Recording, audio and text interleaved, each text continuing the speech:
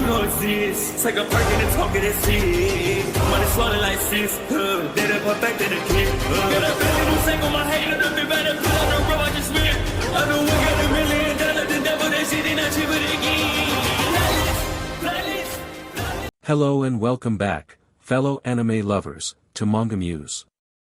I am delighted to have you join us once again in the world of fanfiction and fantasy.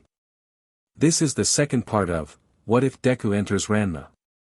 Special note, this fanfic is written and a masterpiece of Kane541204 on fanfiction.net. Do check and support the author too. Now smash the like, share and subscribe button for more. Also press the bell icon so that you never miss such great parts. Thanks for the introduction. Now let's dive into the world. After having left Ranma at the Tendo dojo, he became accosted by the residents of said household. The elders of the house, Son and Genma, were boasting so loudly how he lost that Izuku found himself rubbing his temple. He chuckled to himself, wondering if Ranma had to deal with that a lot. The middle child, the one Izuku learned to be Nabiki, had been rather excited for the money that she made for the event, telling Izuku that if he ever wanted to do it again, to give her a call. Yeah, Izuku decided that wasn't going to happen. If only because he wasn't out for the money or letting others make it rich off of him. He wanted to be a hero who helps people, not become rich and famous. The eldest Tendo daughter was the nicest, leading Izuku to Ranma's room so Izuku could make sure he was in bed properly. After everything that had happened that day, Izuku let a sad smile spread on his face. These people were a big family, no doubt about it. It made him miss his own mother. The last time they had seen each other, Izuku had told her what he had planned. She must be so worried. Izuku felt a small tear trail down his face before he whipped it away. He can't think about that right now. He has to get back out and patrol. That was something that Izuku liked about this world. There were plenty of ways for him to help. Criminals to stop, civilians needing assistance. He felt like a miniature all-might, helping as many people as he could. That thought made Izuku pause. Without much thought, Izuku made his exit from the Tendo house, walking along the streets, his mask once more adorned on his face. With a couple bends of his knees, he launched himself into the sky, using float to keep him stable as he took off. This was his training. Trying to switch between quirks on the fly as moved on with his day. He would take off with FANFICTION before using float to keep himself in the air. Using black whip to travel tight corners or elevate higher. Using these three quirks in rapid succession. He had to train his body, for when he finally returns to his home world, he'll be ready for the confrontation that awaits him there. Every night it seems, he keeps hearing words. Words spoken so long ago. Now. It's your turn, a vestige of All Might, pointing straight at him, his voice broken and tired. It was hard to sleep, hearing the words of your mentor, not knowing if you can accomplish the task laid out before you. Growling to himself, Izuku flung a black whip towards one of the buildings, hoping to keep his mind busy from thinking about that. Flying through the air was rather nice, it was still mid-afternoon, so he still had time to look about Narima before he left to patrol the remaining districts close by.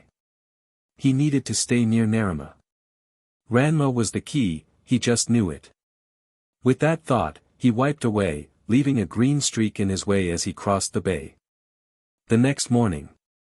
Ranma awoke with a splitting headache. Slowly, his eyes opened to find himself in his room at the Tendo dojo. He looked down at himself, seeing several small bandages littered across his body. His breathing was shallow and his teeth felt like they had been kicked in. That's what sparked his memory of the fight from the day before. His teeth felt like they were kicked in because they were. Quickly, he stood from his bed and ran down the stairs. There he found the rest of the family happily eating breakfast. Ranma. You're awake. Kasumi said, placing her hands together in front of her.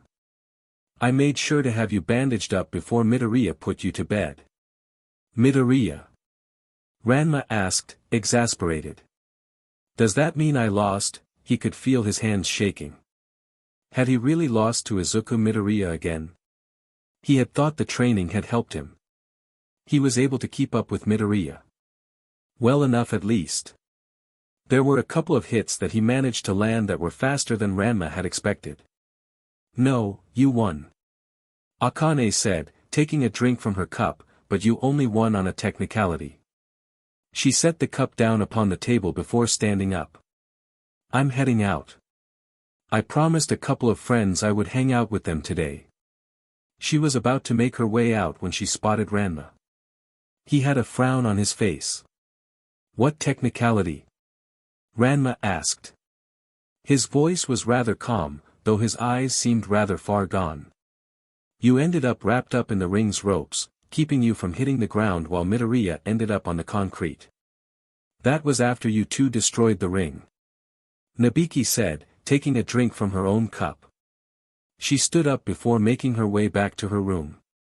Passing Ranma, she smirked at him before saying, "Cheer up, Ranma, you won. So you can let it go."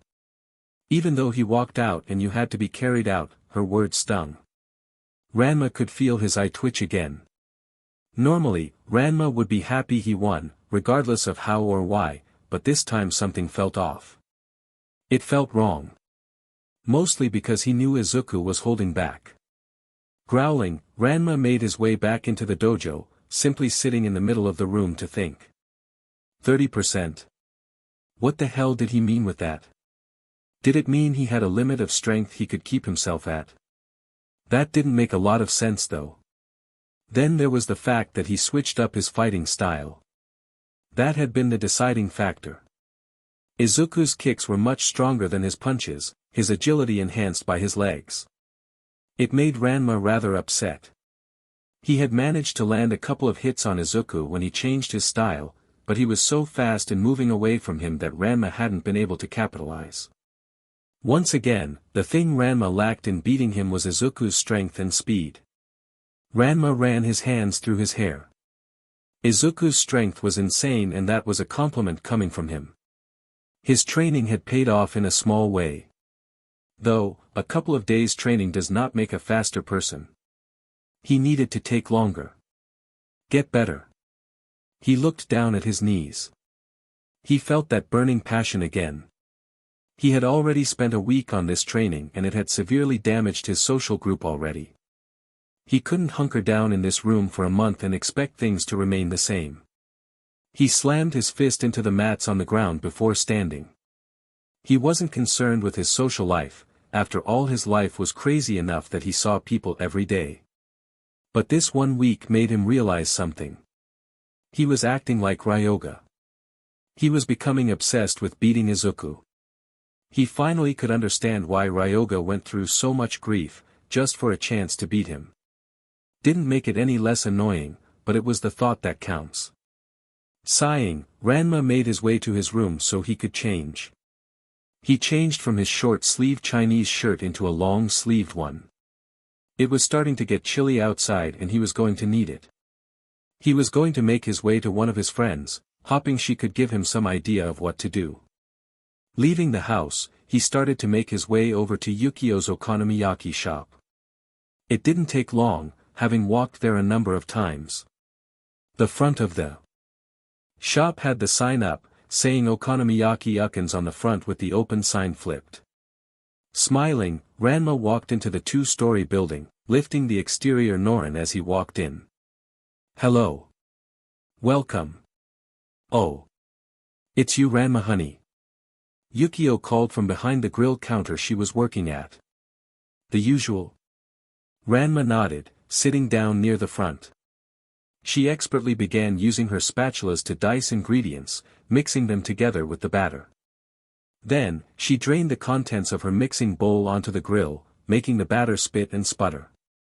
Ranma grinned as the air was filled with the smell of his okonomiyaki cooking. "Man, that smells good, Uken," Ranma said, taking another deep breath. He could feel his mouth watering. Kasumi had left him a plate for breakfast and he had completely spaced it. Though that's not the first time nor will it be the last time he's done it. Once Yukio was done, she took a deep breath, whipping away the sweat that had started to form on her brow. She was currently wearing her blue sleeveless blouse. Her bandolier of spatulas were draped across her shoulders as she continued to work. "So, what brings you by on one of your days off?" Yukio asked, scraping off her spatula in the little sink next to the grill. Even though she was working, you could tell her full attention was on Ranma, waiting to hear what he had to say. "I saw you at the fight yesterday," Ranma said, taking a bit out of his okonomiyaki. "Did you make a lot of money?" He continued to chew his food before swallowing it and taking another bite. "Yes, I was there." Yukio's face fell for a moment. "I was there to cheer you on. Nabiki asked me to provide food for it." She finished scraping the spatula and placed it in a sanitizer pan. She turned to Ranma, her eyes lingering on his face before drifting along his body. At first Ranma grew a little embarrassed until he realized she was looking over all the wounds and bruises that littered his body. "That guy really did a number on you, didn't he?" Ranma gagged for a moment, swallowed and gasped. "I guess. I bet he looks worse than I do," he laughed a little before he stopped. He could feel a sharp pain in his lunges. Not like a stabbing pain, just an ache. Sighing, he took another bit. Why did he come here? It was to talk to Yukio, right? Get her opinion on this. Her eyes wouldn't meet Ranma's for a moment, before he spoke. "What?" Ranma asked. Yukio frowned. "I figured you would be more upset," she said, before looking Ranma dead in the eyes. "Yet he helped you out when you were unconscious." She had a point. "I'm worried about you, Ran-chan. Most times you walk away from your fights, beaten and bruised, yes, but the fact remains. I don't want you to get hurt worse if you continue to pursue him." "Hurt worse," he whispered to himself. "Thanks Ukin. That really helps." He finished his meal before standing up. He reached into his pocket before Yukio waved him off like she always did. "It's on the house, Ran-chan," she said. "Take care, okay?" With that, she returned to her work, a frown on her face. Without saying much else, Ranma left. He needed to think about what she said. Was it worth pursuing Izuku? The answer to that was simple and didn't need to be explained. Making his way down the road, he could see a small stack of smoke billowing off in the distance. Where that cloud of smoke could be seen, Izuku was battling one of Ranma's many rivals, someone he's met before. "So what?" Ryoga shouted, his fist an inch from Izuku's face. "I'm stuck having to track him down and you get to fight him whenever you want." "That's bullshit," Ryoga shouted, forcing his finger into the ground. In a split second, it exploded, hitting Midoriya with debris. Izuku sighed before standing up. He knew battling Ranma was going to get some kind of backlash. He had just expected it from Ranma himself. Not this man. The damage he was doing to the streets, he was fighting so recklessly. "You have to stop this," Izuku said, his voice filled with ice. "People could get hurt from your recklessness. If you don't stop, he'll have to do it for you." Give him a chance to stop quietly, let him walk away. From what he had seen, this guy may as well have had a quirk, with how strong he was. Not explaining the sudden explosions and destruction.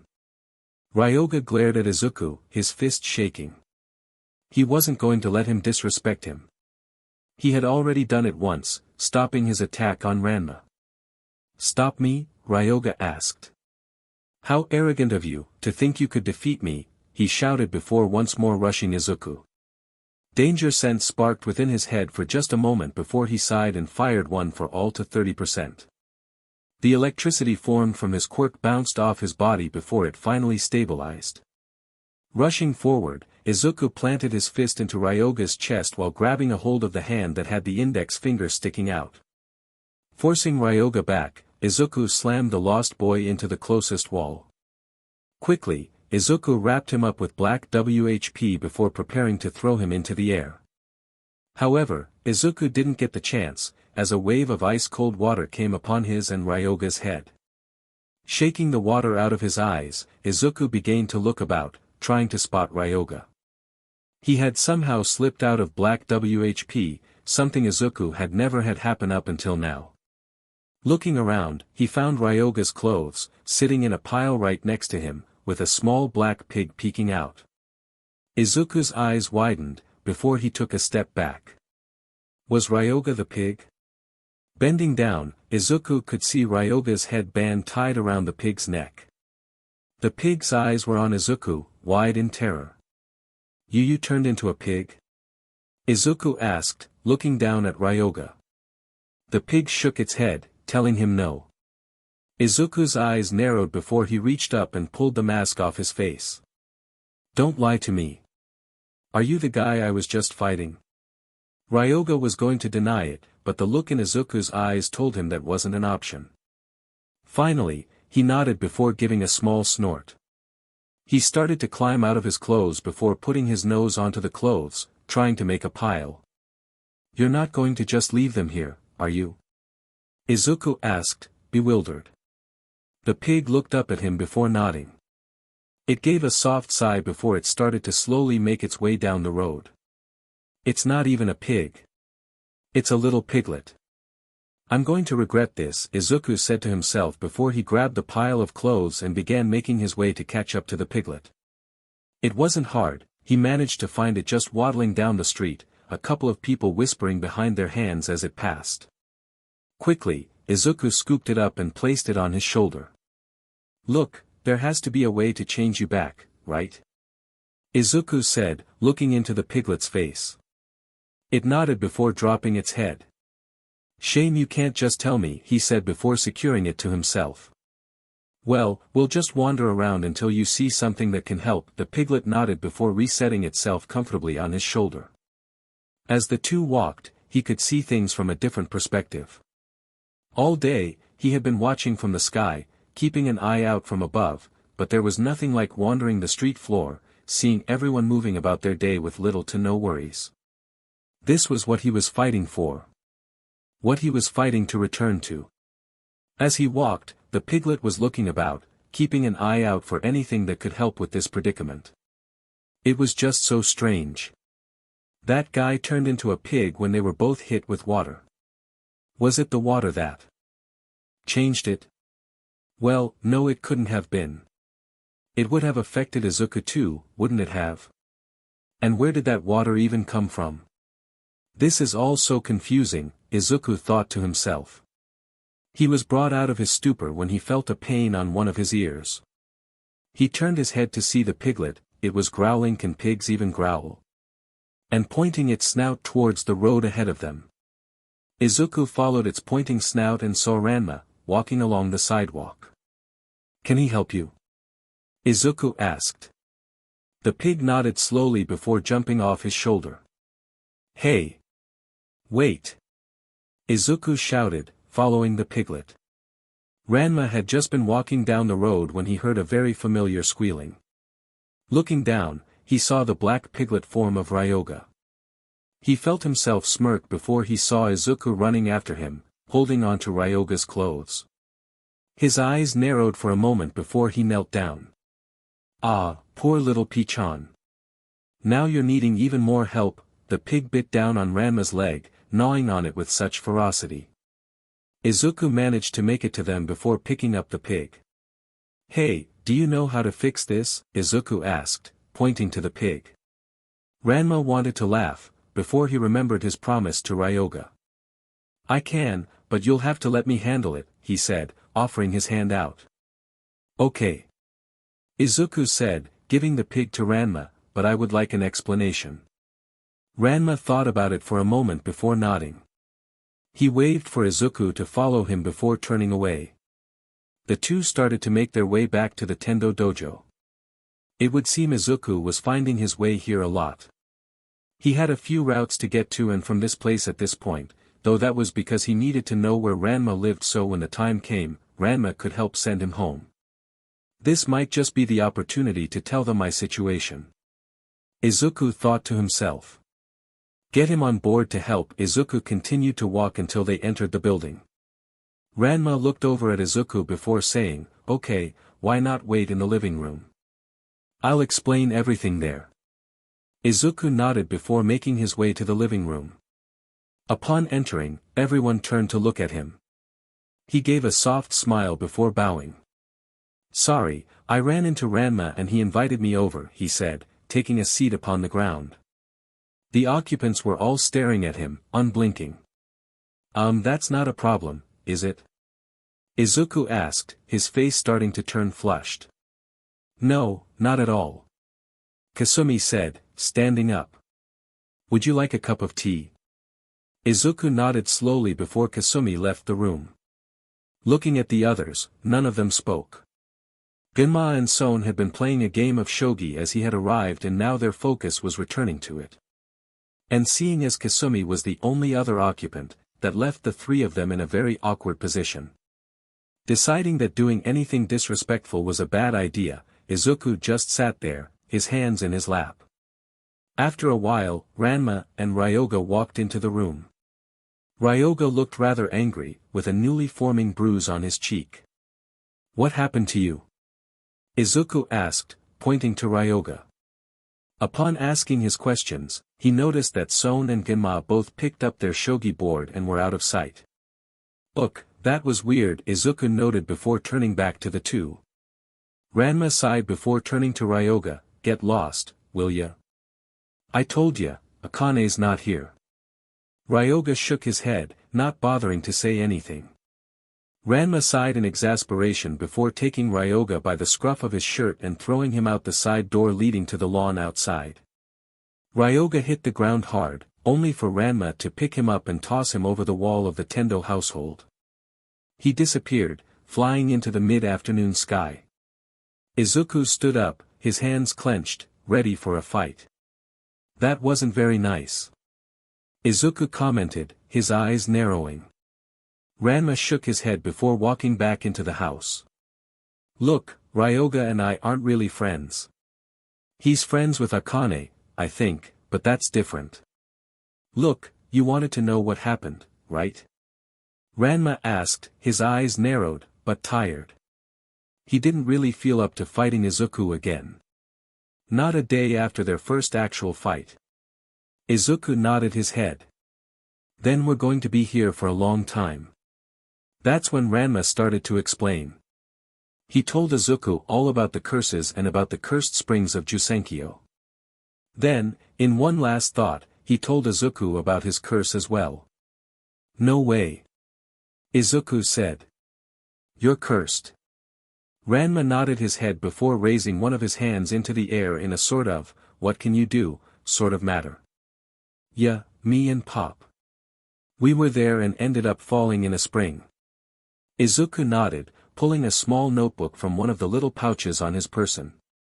Began writing in it, kind of like he had when doing quirk analysis. "That must be really useful."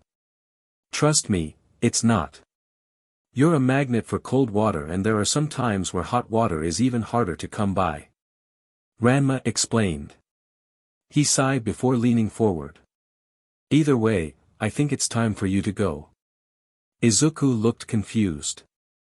"Are you sure?" Ranma nodded his head before he stood up from the table. Izuku blinked before standing up as well. Ranma frowned for a moment. He looked like he wanted to say something, but he stopped himself before turning to leave and make his way to the dojo. Before he could leave the room though, Izuku had to ask. "Ranma." He called after him. "What's your curse?" Ranma stopped for a moment before sighing. "I'm not going to tell you that, man," and with that, he left. Izuku sighed. Guess today wasn't the day. Best to save that nugget for another day. It's already been too long. Sighing before making his way back to the streets of Naruma. It was time for him to get back out on patrol. He had spent too much time on this anyways, best to get back to work. After all of that, Izuku wasn't seen for a few weeks after that. He kept himself busy, traveling between the districts of Japan. It wasn't long before he left Tokyo altogether and made his way to another prefecture. He was doing this at least every 3 days, spreading the fear of the demon of Japan around. Every once in a while Izuku would check on Ranma and Akane, just to make sure that they were safe, but he didn't show himself to them. He had to keep his distance. If nothing else, it was to keep them safe. After a while, dealing with criminals, he would eventually step on someone's toes. He was waiting for one day for that to be the case. And that day seemed to be today. On his way out of Tokyo, he ran into a group of men who claimed they were a part of the Yakuza. It was strange, running into a group of criminals that were all but defunct where he came from. He had dealt with them, but now they were after him. That's what led to current events. Izuku was making his way along the southern part of Japan, getting closer to the Kyushu Islands. How the hell was he supposed to know that's where the Yakuza like to hang out? Here he was, standing in a circle of about 20 men, all armed with some kind of knife or firearm. It would seem the ones with the firearms were holding back, waiting to see if any of their buddies dropped before opening fire. No point shooting at one guy when you could accidentally hit your friend too. Izuku made sure that full cowling was at 30%. He could feel the strain he once had on that level leave him. In fact, he didn't struggle on 30% anymore. Now it was 35 that he was having problems.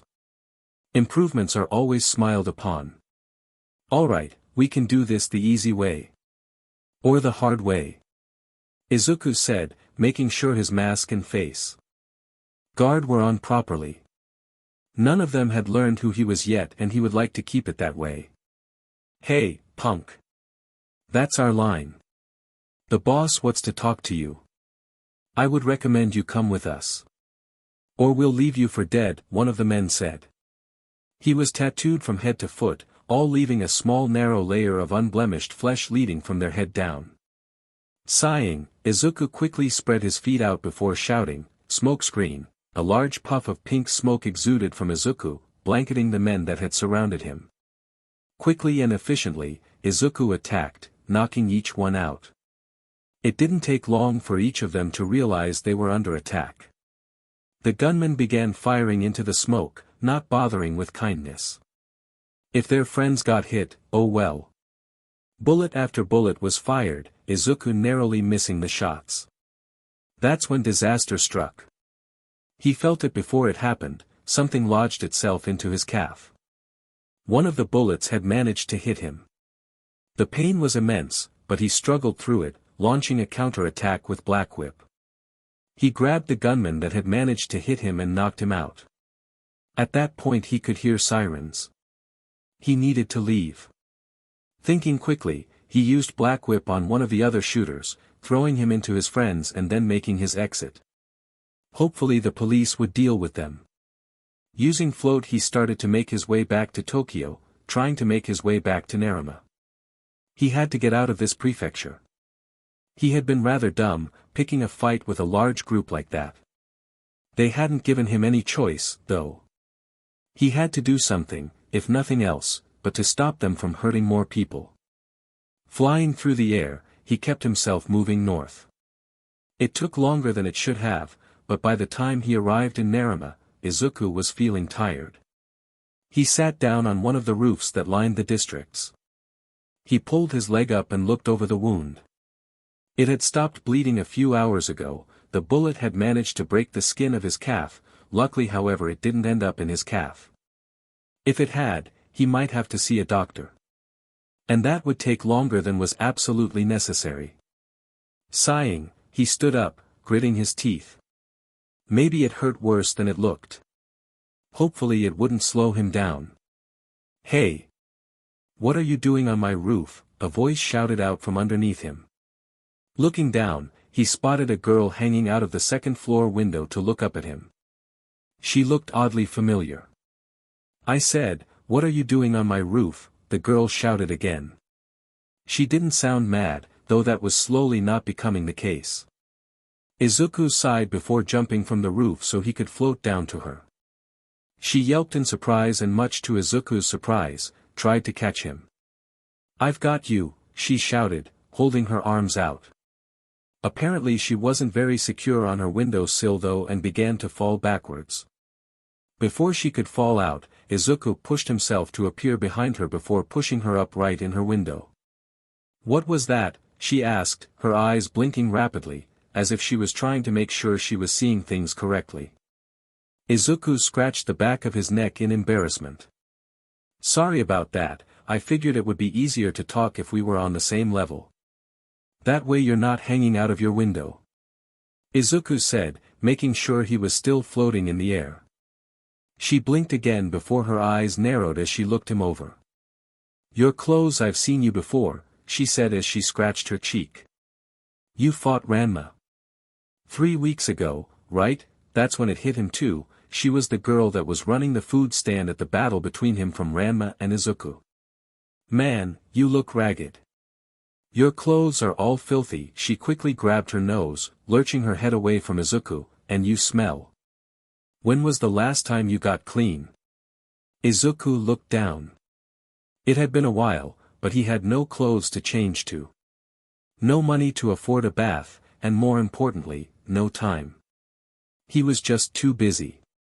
"Busy with what?" the girl asked, her face contorted with confusion. "Wait, can you read minds?" Izuku asked. "No, you were just mumbling," the girl said. "Oh. Anyways, come inside. The front door is downstairs. I'll meet you there," the girl said before shutting the window.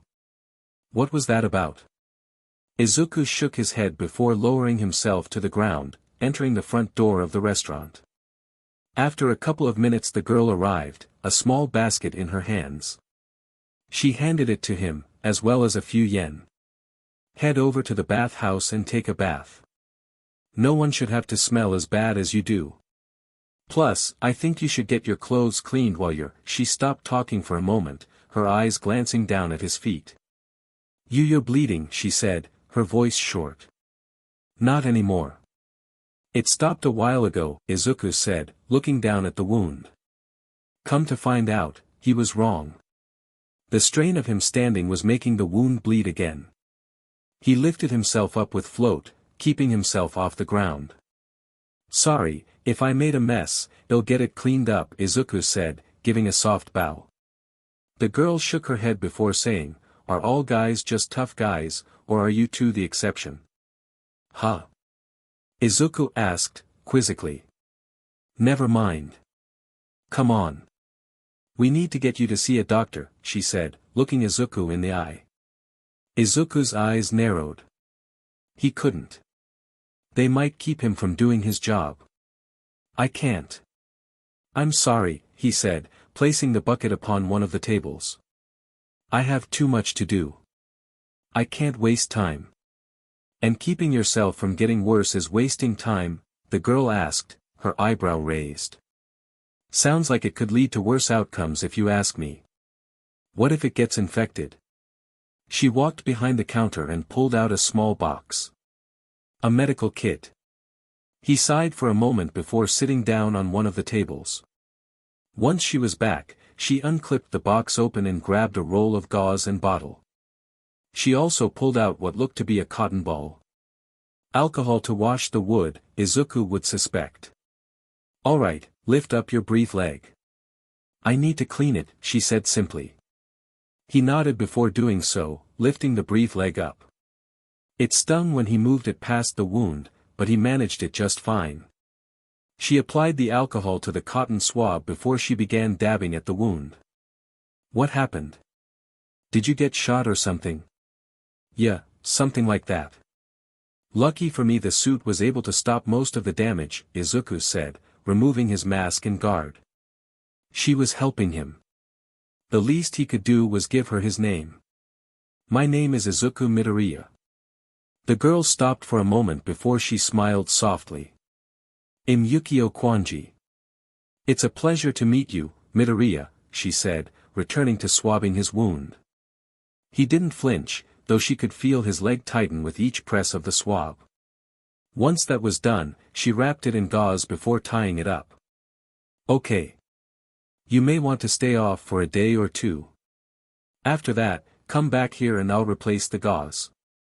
If you need them switched sooner, don't hesitate to swing by. In the meantime, I would recommend getting that bath. Just a sponge bath though, just to clean the dirt and grime and to get rid of that smell, she said, picking up the bucket. Izuku nodded, floating off the table and taking the bucket from her. He would have to disappoint her, he still had a job to do.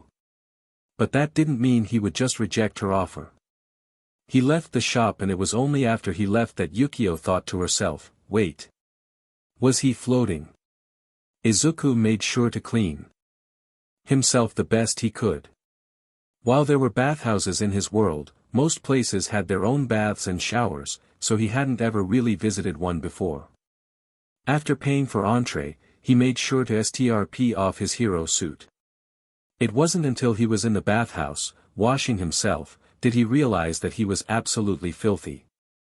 Yukio was right, he really did smell. It was fortunate for him that he agreed to what Yukio told him to do. No point arguing, she was nice enough to give him her supplies to clean up. Once he was done sponging himself off, he made sure to rinse himself with a bucket of water, making sure to keep his bandaged leg covered with a plastic bag. After a while, he made his way out, redressing himself in his suit. The suit itself was also rather gross, but Izuku didn't have any other clothes and didn't have the money to get new ones. He would have gone out to find a job, if it wasn't for the fact that he was too busy with hero work. The life of a hero is never easy, he said to himself before leaving the bathhouse, Yukio's supplies in his hands. He returned them, placing them inside the restaurant with a note of thanks before he left. Using Black Whip, he launched himself into the air, ready to return to his work. Unfortunately for him, he was being watched by a man in a white robe. A few hours later, Moose came charging into the cat cafe, his face flush. He was actually wearing his glasses, which was odd for a number of reasons. Mostly because he would forget them normally, but today he vowed to never remove them. He was lucky enough to spot the demon of Japan flying through the air. Shampoo. Cologne, he was shouting, no expletives or insults. The two turned to Moose, a look of wonder on Cologne's face and a look of exasperation on Shampoo's. I saw him. The demon is back, that got everyone's attention. Cologne reached down, grabbed her staff and began hopping away. Where? Where was he? She was asking. Shampoo was shooing away the customers they had, exclaiming that the cafe was closing for the day. Moose ran behind Cologne, pointing off into the air. Cologne looked about, before seeing a green dot in the distance. Without haste, she jumped into the air, landing upon one of the many roofs of Ranma. She could see him, off in the distance. He was floating about, looking around for something or just watching the life down below.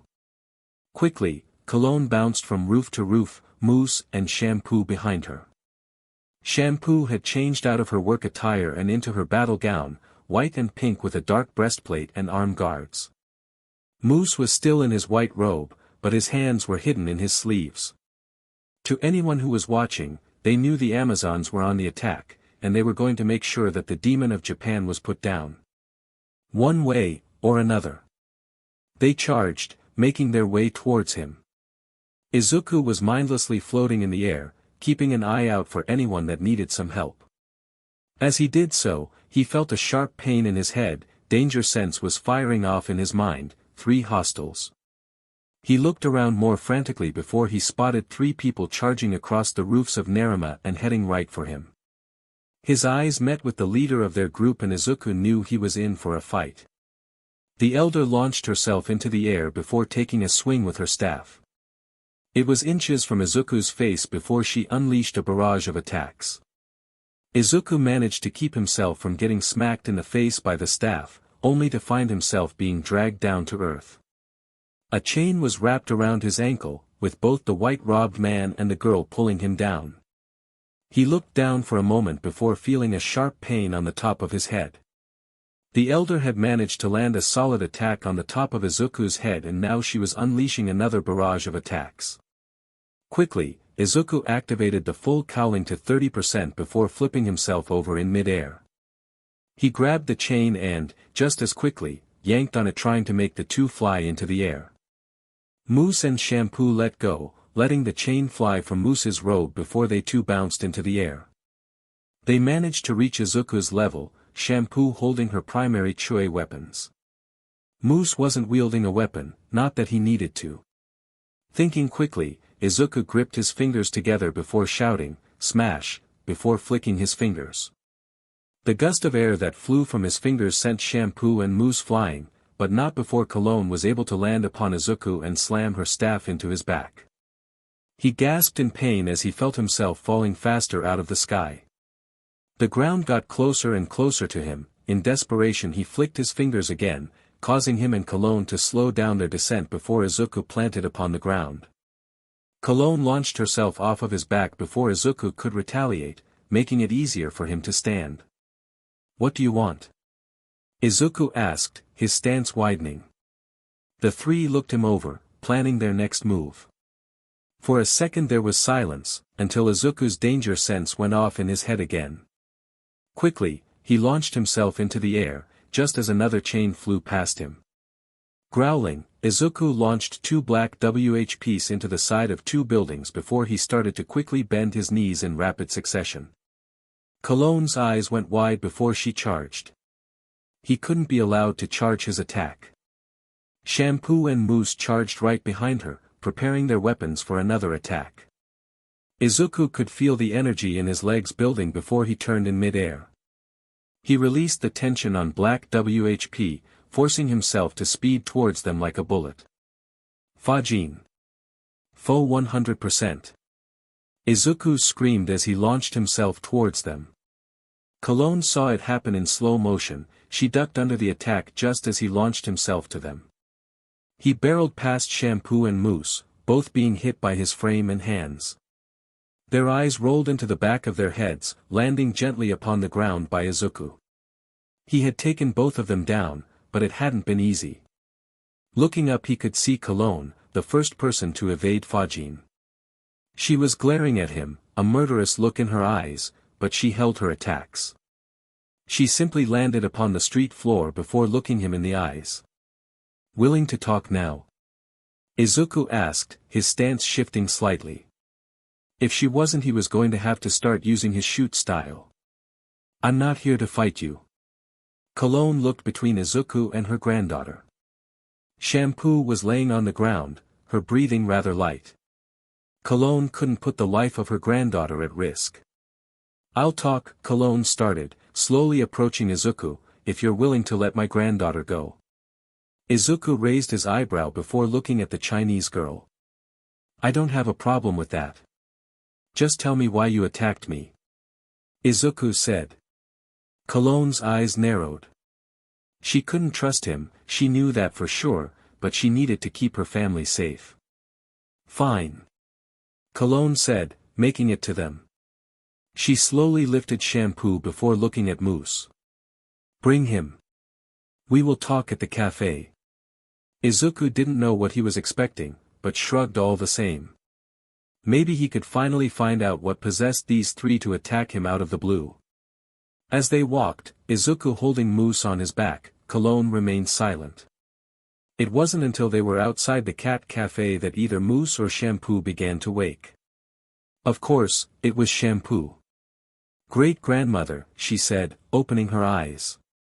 "We won, right?" she asked in Chinese, her voice slow. She was trying to breathe, to keep herself awake. When Cologne didn't answer, Shampoo's eyes began to slowly water. They had lost. They entered the cafe, Shampoo being sat down at one of the tables while Mousse was laid upon the ground. "Okay." Izuku started. "Now what is going on?" Cologne turned to look at Izuku, her staff clenched in her hands. "You are an outsider. You don't belong here," she said simply. "Outsider? I was born in Japan. I think I would be far from an." Cologne cut him off. "You are not from this world, you are the definition of an outsider." "What?" Izuku asked, his voice shaking. He took a step back, trying to gather his bearings. How the hell could she know he was from another world? You are from another world. Cologne said, her staff getting closer to Izuku's face. I knew of you the second you entered our world. I don't know what hell you crawled from, but I will not allow you to harm anyone else. The damage you have caused with your arrival. Izuku leaned forward, his eyes locked with Cologne's. Shampoo was still leaning on the table, keeping herself propped up, but when she heard her grandmother's words, her eyes widened. I didn't crawl from anywhere, Izuku simply said, I was forced into this world. Cologne continued to advance, though slower now. I think you best explain yourself. Izuku sighed before taking a seat. He had to walk the whole way here and his calf was on fire. He could feel a little blood seeping into the bandages. He might have to take Yukio up on her offer to replace them if need be. Taking in a deep breath he began to explain. I come from a world where people have some form of quirk or power. Only 20% of the population are quirkless. Cologne sat down as well, her eyes never leaving Izuku. In this world, superheroes and supervillains are a normal thing, constantly at battle with one another. I am a hero in training, working to become the best. However, there is a villain I have to stop before I can do that. Izuku sighed again, that villain is the reason I was sent here. He made one of his minions hunt me down and when I had bested her, she exploded as I tried to convince her to return to the good guys. I don't think she knew it was happening. When she exploded, I found myself here, in this world. I awoke in Dr. Tofu Ono's care. I was brought there by Ranma %. I was unconscious at the time and he saved me from hitting the ground. That little detail made Cologne's eyes widen. So, son-in-law saved you, she said, her eyes closing in thought. Yeah, wait, son-in-law. Izuku stopped mid-sentence. Cologne smiled for the first time since Izuku had run into the Amazons. Cologne laughed for a moment before she began explaining. Ranma is fated to marry my Shampoo. Our traditions demand it, yet the boy is fraught with several other suitors, including Akane Tendo and Yukio Kwanji. Izuku nodded for a moment before he started to open his mouth. Cologne, however, knew what he was going to say and thus started speaking again. Ranma has 3 suitors currently vying for his attention. Out of the 3, Ranma feels that Akane has the biggest claim, having been made his fiancé first. However, Shampoo has just as big a claim on him as that violent girl does. Shampoo has to marry Ranma, or else be punished by banishment for life. Izuku placed his hand upon his cheek, trying to piece everything together. This was not the conversation he thought he was going to have. I'm sorry, but I can't help you with this. Izuku said, it's Ranma's choice in the end, isn't it? Doesn't he get a say in all of this? Cologne shook her head before speaking, no, this all happened because of Genma Sayatome's meddling. If he had not promised his son off to multiply women, Ranma could marry Shampoo and peace would finally return to our lives, she sighed before setting down her staff.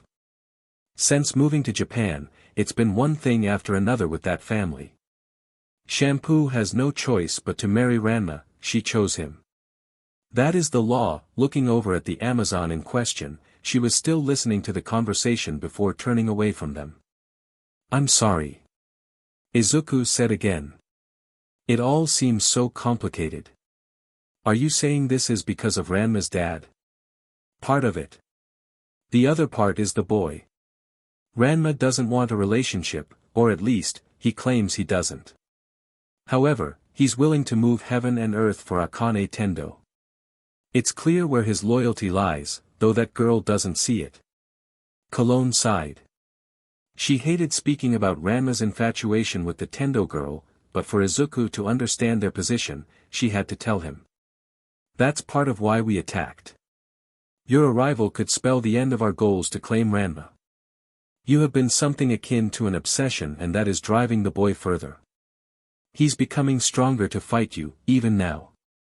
After his victory over you a couple of weeks ago, he's been working on becoming even stronger. If this keeps up, Shampoo will become outclassed and unable to win him.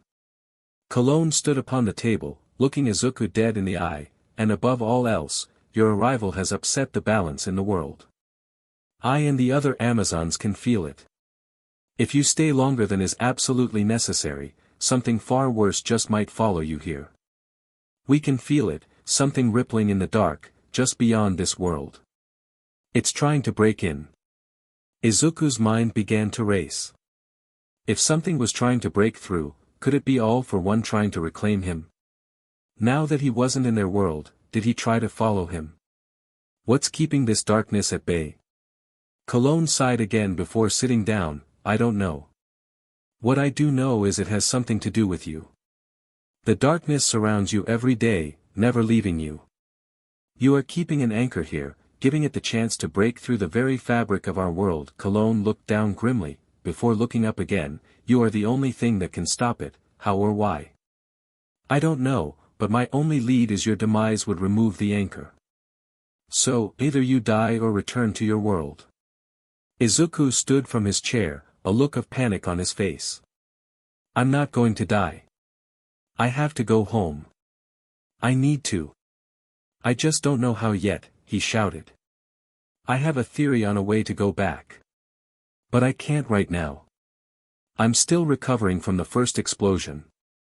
If I can recreate the events that sent me here, I might be able to return home. Cologne nodded along with Izuku's words before she stood in her chair. Then allow me to help send you home. We want you out of this world as soon as possible. If we can assist in any way we will. For the first time since being in this world, Izuku almost felt his feet give out from underneath him. Someone was willing to help him, even though they had just tried to kill him. He felt relief flooding his body. He looked at each of them. He gave a bow, his eyes tearing up. Thank you, Elder, was all he said. Cologne's face slowly lit up, the glare disappearing. She jumped from the chair before making her way to the counter of the cafe. Where are you staying? She asked. Mostly on the roof of buildings. I can't afford to stay anywhere, really. So I've been sleeping outside in the local parks and buildings. Izuku said, scratching the side of his face. That's when he realized he was still wearing his mask. Reaching up, he took the mask and face guard off, allowing them to see his proper face instead of the mask. Cologne's eyes narrowed for a moment before she sighed. You can work for us. Make some money and find a place to stay. You are going to need to be nearby if we're going to help you. Izuku shook his head. I can't do that. I have to continue my patrols. If I'm not dash, he got cut off again, this time by a smack to the head by Cologne's staff. He gripped his head in pain, looking at her in bewilderment. I hate to tell you this, but your heroing is over. If you want our help, you will have to stop roaming Japan looking for trouble. Cologne said, pogoing her way behind the counter. If you need to recover before attempting anything, then you need to slow down, she said, pouring herself a cup of tea. Izuku's eyes fell to the floor. Stop heroing. He couldn't do that. He had thought he had finally found someone to help. He gave a small bow before saying, then this is goodbye. I have to continue on. If what you said is true, then I have even more of a reason to continue. If he comes after me, I have to be ready. Izuku turned to the front door of the cafe, making his way out. As he did so, he knew that they would come after him again. If they couldn't assist him in returning home, then they would have to eliminate him. That's just how it was. Cologne watched Izuku leaving. She closed her eyes before shaking her head. So stubborn. He was willing to risk everything to be a hero. Great-grandmother? Shampoo asked, her voice weak, are we going after him?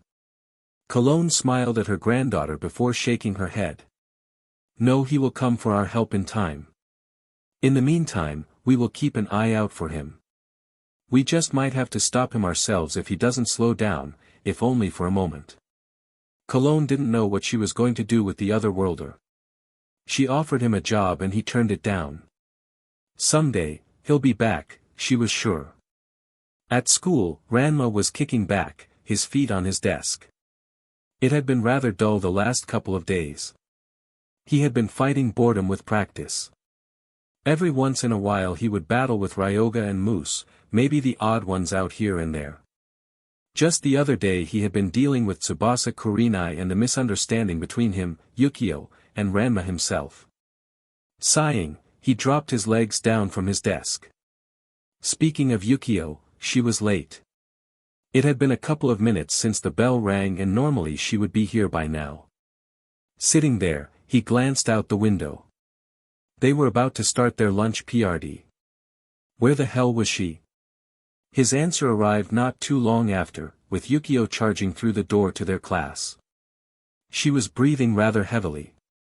There she was.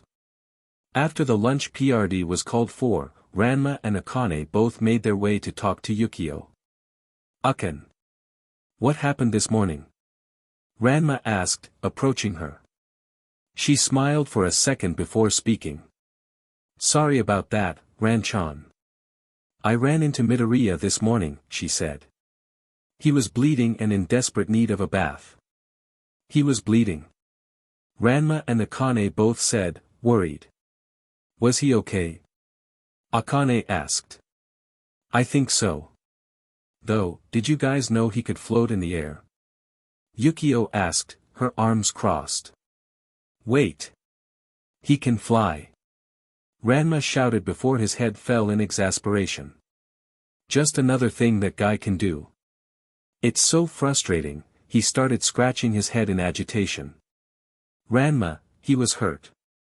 Doesn't that worry you?" Akane asked, her voice filled with disbelief. Ranma stopped for a moment before looking Akane in the eye. "Well, not really. He was still moving around, right?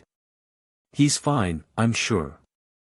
The look on Akane and Yukio's face made him think twice. After a couple of minutes his eyes narrowed before turning away for a minute. "I'm sure he's fine. Just let it go," he said before walking away. Akane and Yukio looked at one another. "Was it something I said?" Yukio asked.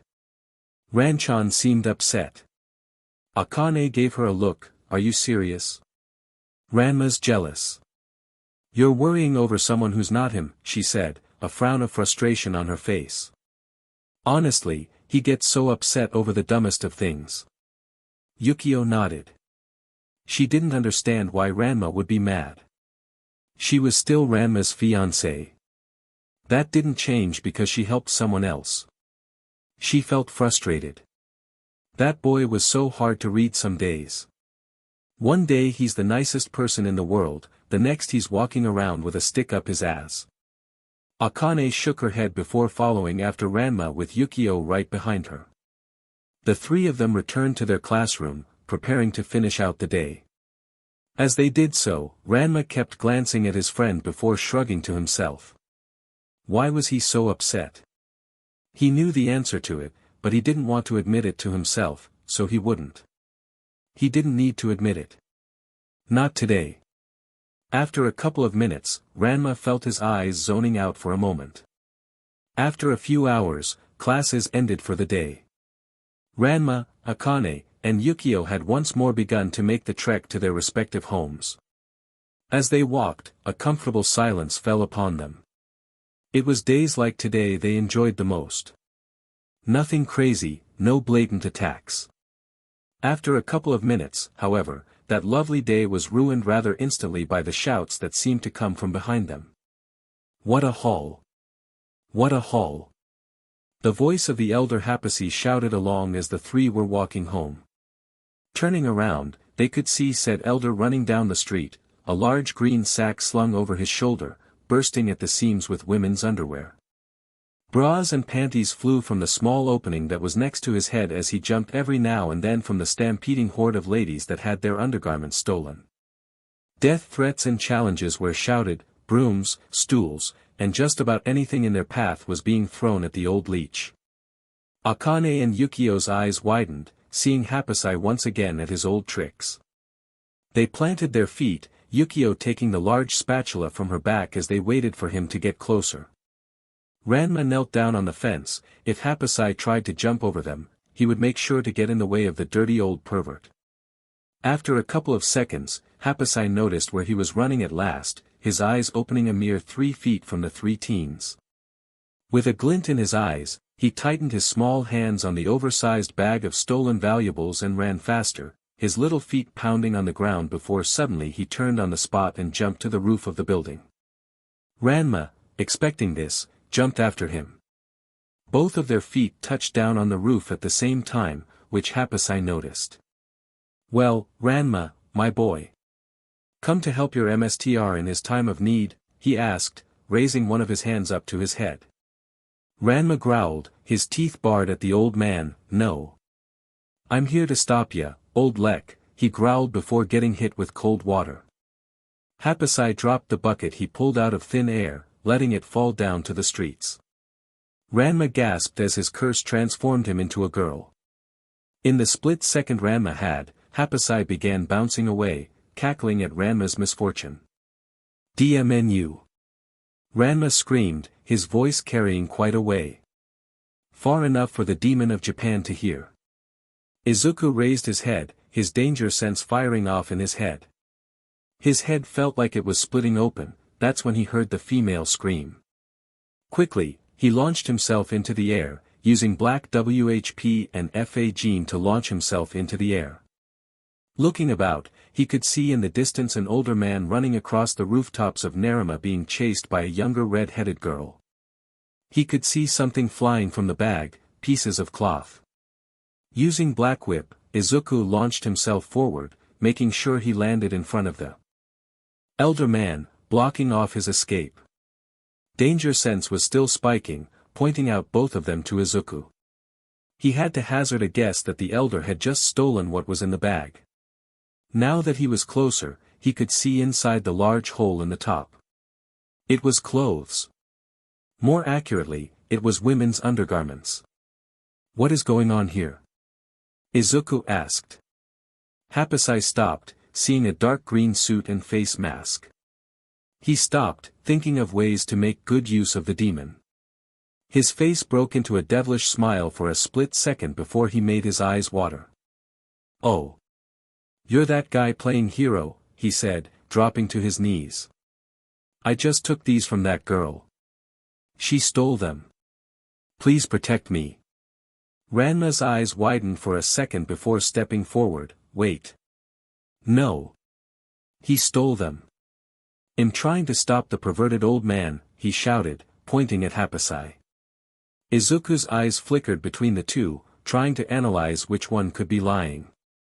Having heard rumors around Naruma however, he knew which one was which. He lifted his hand, charging one for all to 35% preparing a flick. Happosai smirked his devilish smile as Izuku took aim. Ranma's eyes narrowed for a second. Before either could react, Izuku quickly shifted his aim at Happosai and flicking his finger. The wind pressure was enough to crack the roof as Happosai jumped away from Izuku's flick. Ranma put his arms up to block his face from the debris.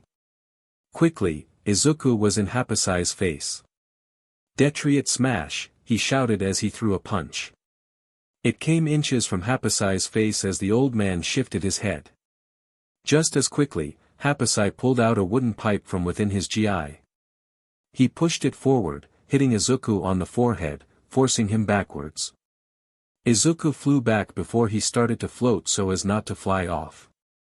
Happosai landed upon a different roof before sticking the pipe in his mouth and taking a puff off of it. "Be honest, how did you know?" he asked, genuinely curious. "The rumors around Naruma," Izuku said, landing upon the roof next to Ranma. "An old man stealing women's underwear. I put 2 and 2 together," he turned to Ranma. "Are you okay, miss?" Ranma felt his BLD boil. "I'm a guy dumbass," he shouted, his voice becoming shrill. Izuku scratched the back of his head for a minute before shrugging.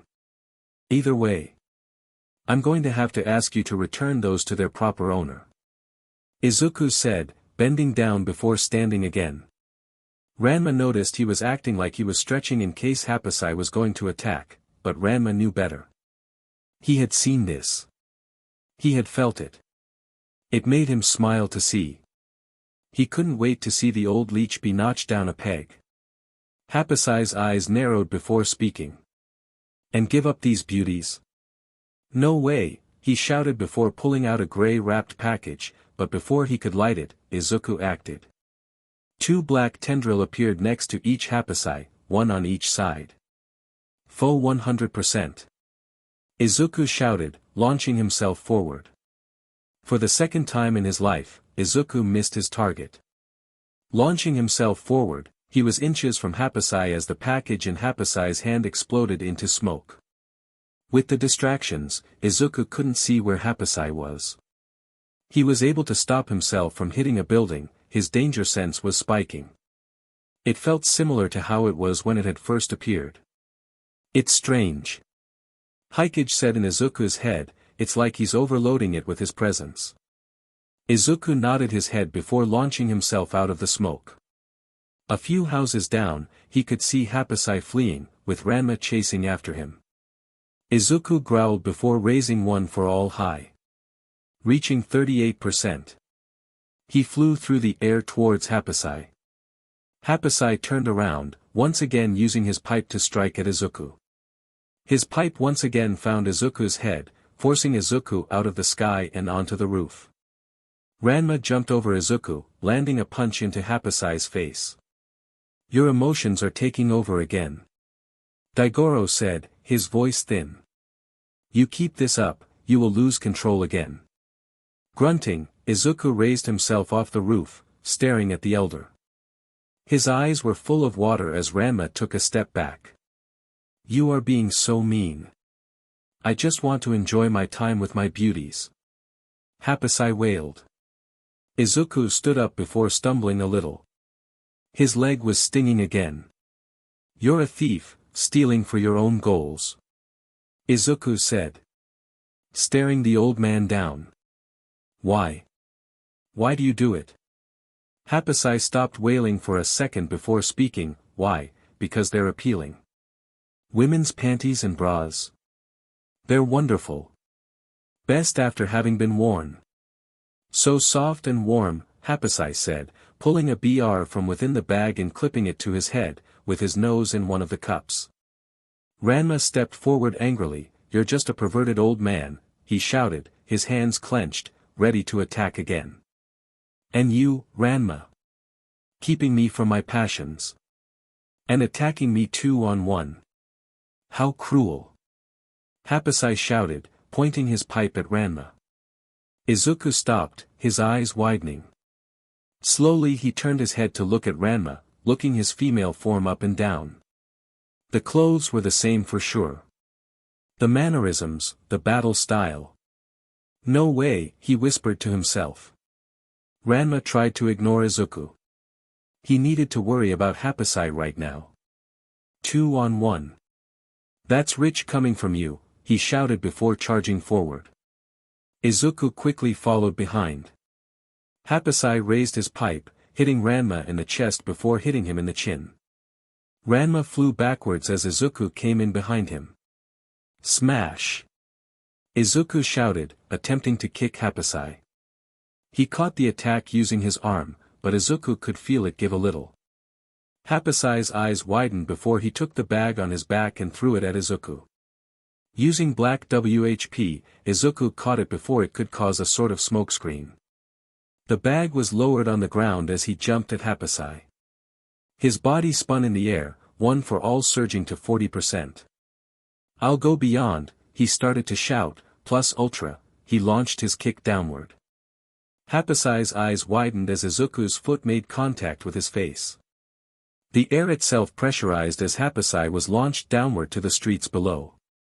Izuku was breathing heavily. His body floating in the air. Happosai was still conscious, slowly crawling away, before slumping to the ground. He allowed one for all to lower before turning it off as he lowered himself down, to check on the elder, he left Ranma on the roof. Ranma was on his ass, his gaze never leaving where Izuku and Happosai had been. He hadn't charged his attack when he had kicked Happosai down. He felt his hand shake. Izuku hadn't taken their fight seriously. He could see it here and now. Izuku had used his skills, that black tendril, the flying, the sudden increase in power. He ground his teeth in. He stood up for a moment before he punched the roof in frustration. His eyes flashed for a moment before he charged down after Izuku. Izuku was checking Happosai, making sure he was still alive. He was breathing, luckily, but he was out now. Just as Izuku was reaching for Happosai to take him to the police, he felt a spark come from danger sense. Turning, Ranma's fist came inches from his face. Izuku gasped before flicking his finger, sending Ranma backwards in desperation. "What are you doing?" he shouted. Ranma landed on the ground before he quickly stood again. "You didn't take me seriously. In our fight. And you still beat me," he shouted before running forward. The frustration. The anger was boiling his blood beyond his normal anger. He threw another punch, hitting Izuku square in the jaw. The fatigue from the previous fight was waiting on Izuku, but danger sense was making his head hurt more than normal. Growling, Izuku charged one for all once more to 40%. "I don't have time for this," Izuku shouted before kicking Ranma in the side of the chest. Ranma flew to the side, landing upon a small lawn. Dipping his hand into the dirt, Ranma didn't care how or why. He felt he had to win this. Here and now. Coming up, he threw the dirt towards Izuku. In surprise, he jumped into the air before launching tendrils down to the side. Launching himself at Ranma, Izuku was at his limit of emotion. "You want my best? Fine. You will get my best," Izuku shouted. He was so angry. With everything that had happened today, Ranma suddenly attacked him out of nowhere and used such underhanded tactics. Izuku buried his foot into Ranma's gut. Ranma gasped before Izuku said, "Smokescreen," and a puff of purple smoke exploded from Izuku's body. Spinning in mid-air, Izuku kicked Ranma in the head, making his whole body flip on itself. Disoriented, Ranma stood for a moment before he felt something hit his back, then his front, then his side. In a matter of moments, each strike was coming from nowhere. He couldn't see it. When the smokescreen disappeared, he could see black tendrils coming from Izuku's back, like extra arms.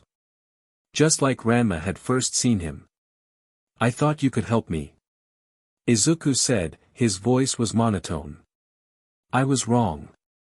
No one can help me here," and then two of the tendrils flew from his hands, landing behind Ranma. FANFICTION, and he launched forward. No scream, no shout. Ranma felt his body flying through the air. He slammed into a wall, his eyes becoming unfocused. Slowly, he lost consciousness, his female form slumping. Izuku was still breathing heavily. He was trying to get his anger under control. He was half tempted to leave the two, but he knew he couldn't do that. Picking up the downed form of Ranma and Happosai, he floated into the air slowly. He won this fight, but he saw himself lose himself. He expected too much from Ranma.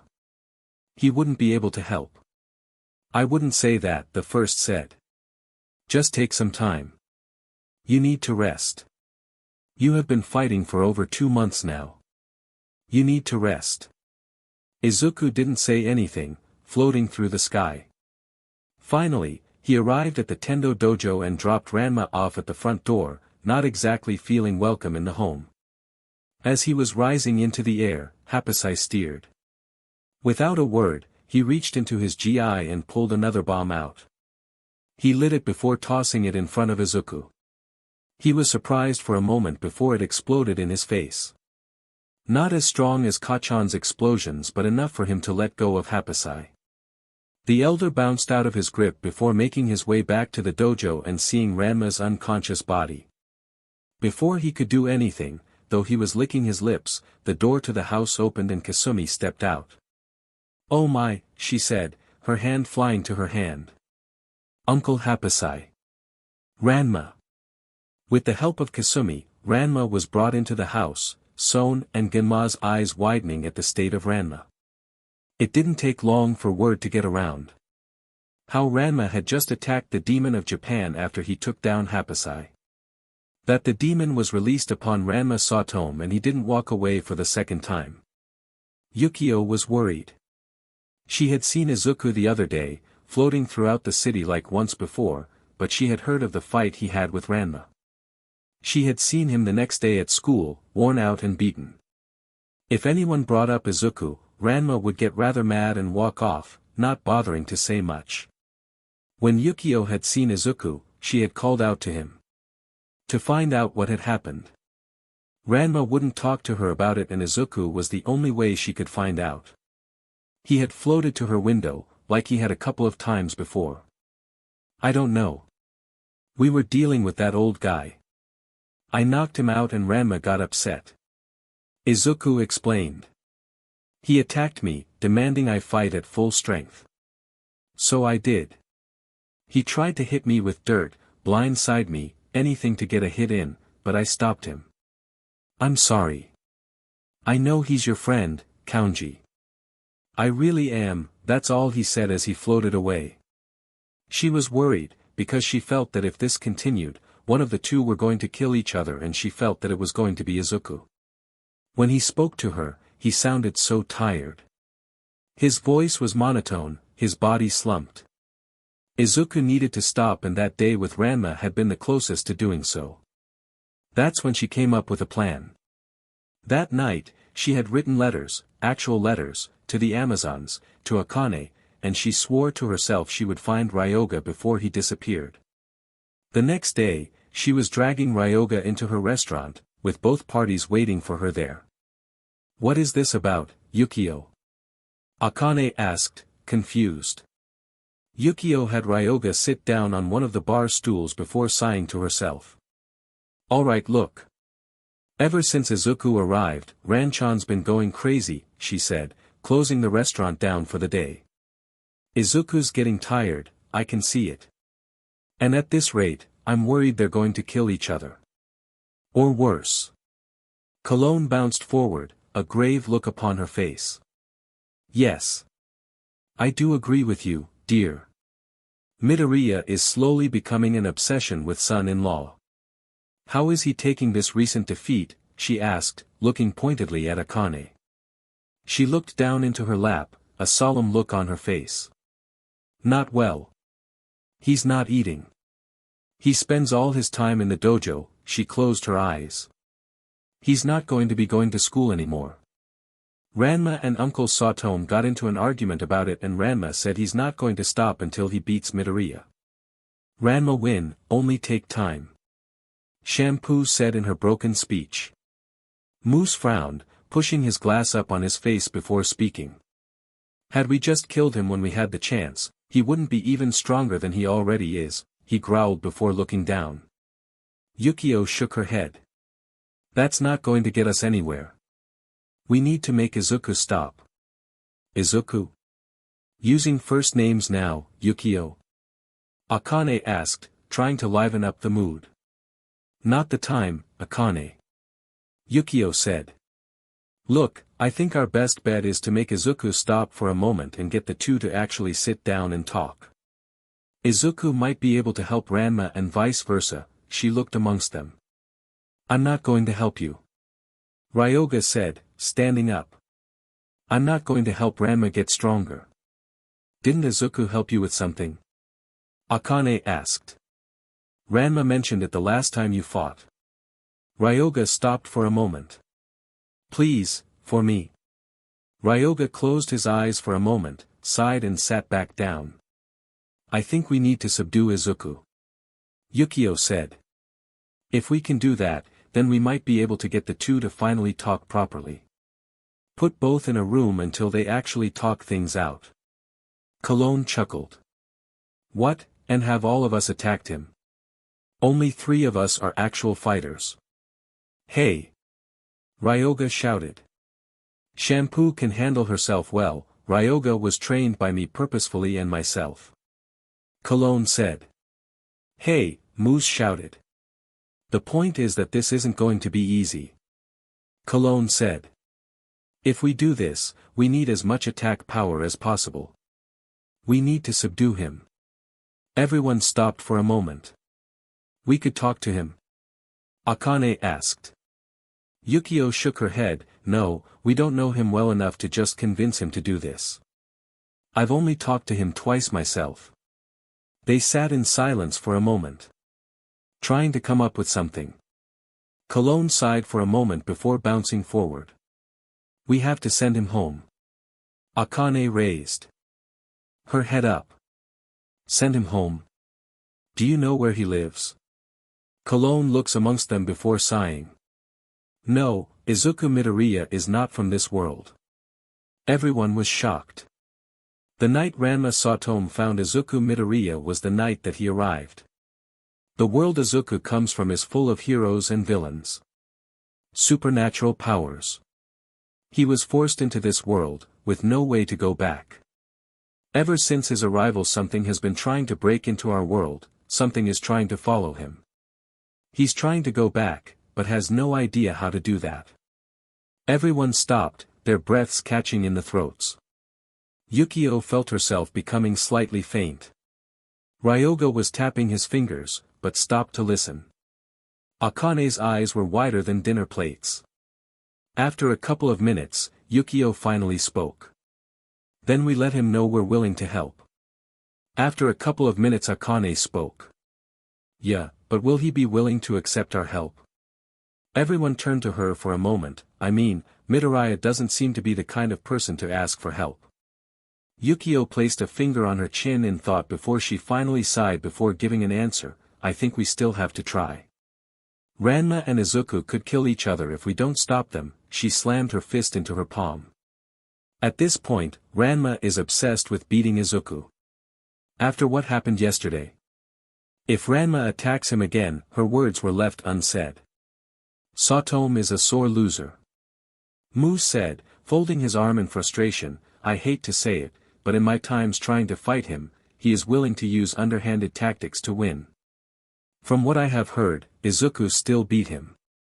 Moose pushed his glasses up on his nose before he laid back in his seat. Stupid Moose, Ranma too good at fighting. Shampoo said, resting her head on her hands, her eyebrows crossed. Ranma win soon. Cologne closed her eyes before speaking. I don't know what we can do to send the boy back. His arrival has caused a flux in the world we live in. We must find a way to send him back. She clutched her staff tighter. We must. Ryoga's eyes narrowed before standing once again. Then let's stop talking about it and do it. He stood once more before making his way to the front door of the restaurant. He held the door open before turning to the rest of the people inside. Let's stop a hero. Izuku bounced through the air, his body slowing down as he floated along. He had been busy today, more so than normal. His body was starting to feel tired. You need to rest, the first said, within his mind. No. Izuku said to himself. If All for One is trying to break through to this world, I have to be ready. But we have a plan, the third said. You just need to rest. I can't rely on Ranma Sotome. He turned on me in a fit of rage. Izuku said simply, his voice losing some of its good-natured tone. I can't ask him for help. All he wants is to fight. To win, the unspoken meaning behind those words panged at him. It reminded him of his home. He had been in this world for almost a month, and in that time he had expanded his power with One for All. Yet, he wasn't any closer to getting home. Using Black Whip, Izuku kept himself going. He was flying through the air. As he moved, his danger sense went off in his head for a second as he saw smoke billowing in the distance. Izuku's eyes narrowed for a second before making his way to the location of the smoke. Upon landing, he found Ryoga Hibiki, standing in a small hole that was newly formed. Did you do this? Izuku asked, a small growl in his tone. Ryoga sneered, yes. Had to get your attention somehow, he said, before ripping the umbrella from his back. I'm going to put you down, here and now, he shouted before charging forward. Using his umbrella as a club, he swung it at Izuku. Danger sense warned him of this, but he felt multiple different spikes coming from it. Jumping over the umbrella, Izuku found himself being wrapped in chains. "Don't worry," Muse shouted, "we're not going to kill you, just making you stop," he shouted, using the chains to try and throw him into the walls of the building close by. Quickly, Izuku ripped the chain off of himself before preparing to flick his finger. "Smash," he shouted before flicking it, catching Ryoga and Muse in the hurricane of wind that was unleashed. Just as Izuku was about to land upon the ground, a large spear appeared right between his feet. Looking up, he saw Shampoo falling down, preparing to make an attack with her chui. He jumped backwards, making sure to give himself a few feet from them before speaking. "What are you doing?" Ryoga, Shampoo, and Muse all stood together, their weapons at the ready. Behind Izuku, a voice spoke. "We're trying to help."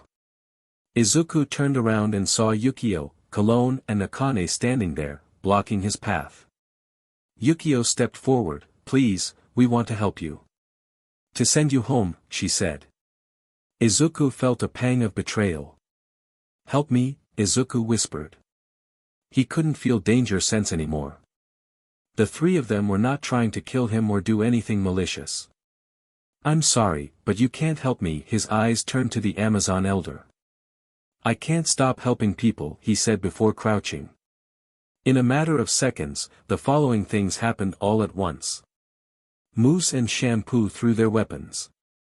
Cologne bounced herself high, covering Izuku's path. Yukio and Akane held themselves strong, guarding the exit. Izuku launched himself into the air, only to meet Elder Cologne in the air. She used her staff to hit Izuku, launching him back down. As he fell, Muse's chains once more wrapped around him as Shampoo's chui hit him in the chest, knocking the wind out of him. Muse tightened the chains before trying to throw him to the ground. Izuku's body hit the ground hard. He felt his shoulder crack. Danger sense was on the fritz. It would spike then stop. It was like it couldn't make up its mind if they were trying to kill him or not. Growling, Izuku charged up to 40%, flexing as hard as he could to make the chains shatter from his body. Growling, Izuku knelt down into a runner's pose before charging at the three fighters at the end of the alley. Planting his fist into Muse's chest he shouted, "Detroit!" Smash! Muse was pushed back, his glasses falling off his face. Quickly, Izuku spread his feet out and flipped himself backwards, landing a spinning axe kick to Shampoo's head, smash. When she fell, he quickly spun in place and planted his foot into Ryoga's face, sending him backwards. However, Cologne was right behind him and forced her staff forward, hitting Izuku on the back of his head. Stumbling, Izuku turned, focusing upon the elder. At the Tendo dojo, Ranma was sitting at the table in the living room, watching the news. He was rather bored at first, until the newest news broadcast started with an emergency announcement. "I repeat. Do not come to the market sector. It seems the Naruma wrecking crew is at it again. Only it seems that it's the demon of Japan who has received their ire." Ranma leaned forward, his eyes glued to the screen. That was when he saw them. Yukio, Shampoo and Akane were caught on camera. He growled before standing up and rushing out the front door. Back at the alleyway, Izuku had just wrapped Muse's chain around his arm. With a grunt, he jerked on the chain. Raising his leg, he caught the flying form of Muse with his knee. Then, jumping, he planted his foot into Muse's stomach and forced him to the side. Cologne bounced forward before being directly in front of Izuku. He went to attack, trying another kick only to hit thin air. Cologne slammed her staff into Izuku's side, forcing him to the ground. Gasping, Izuku felt the air leave his body. Laying upon the floor, he felt his vision slowly fading for a moment. His body was giving out. Growling, Izuku forced himself up. He couldn't give up. They were trying to stop him. He had to save people, as many as possible. He raised himself up, stumbling to his feet. He started to say. "I have to save people. I can't waste time. Whatever is coming, I need to be ready," he said, breathing hard. Bringing his arm up, he prepared a flick. His arm was shaking. Quickly, he dropped it down to underneath him before he flicked his finger. Launching himself into the air, he flew into the air. Everyone but Akane followed behind him as he launched himself into the air, over the rooftops. Akane frowned before chasing after them, running on the streets below.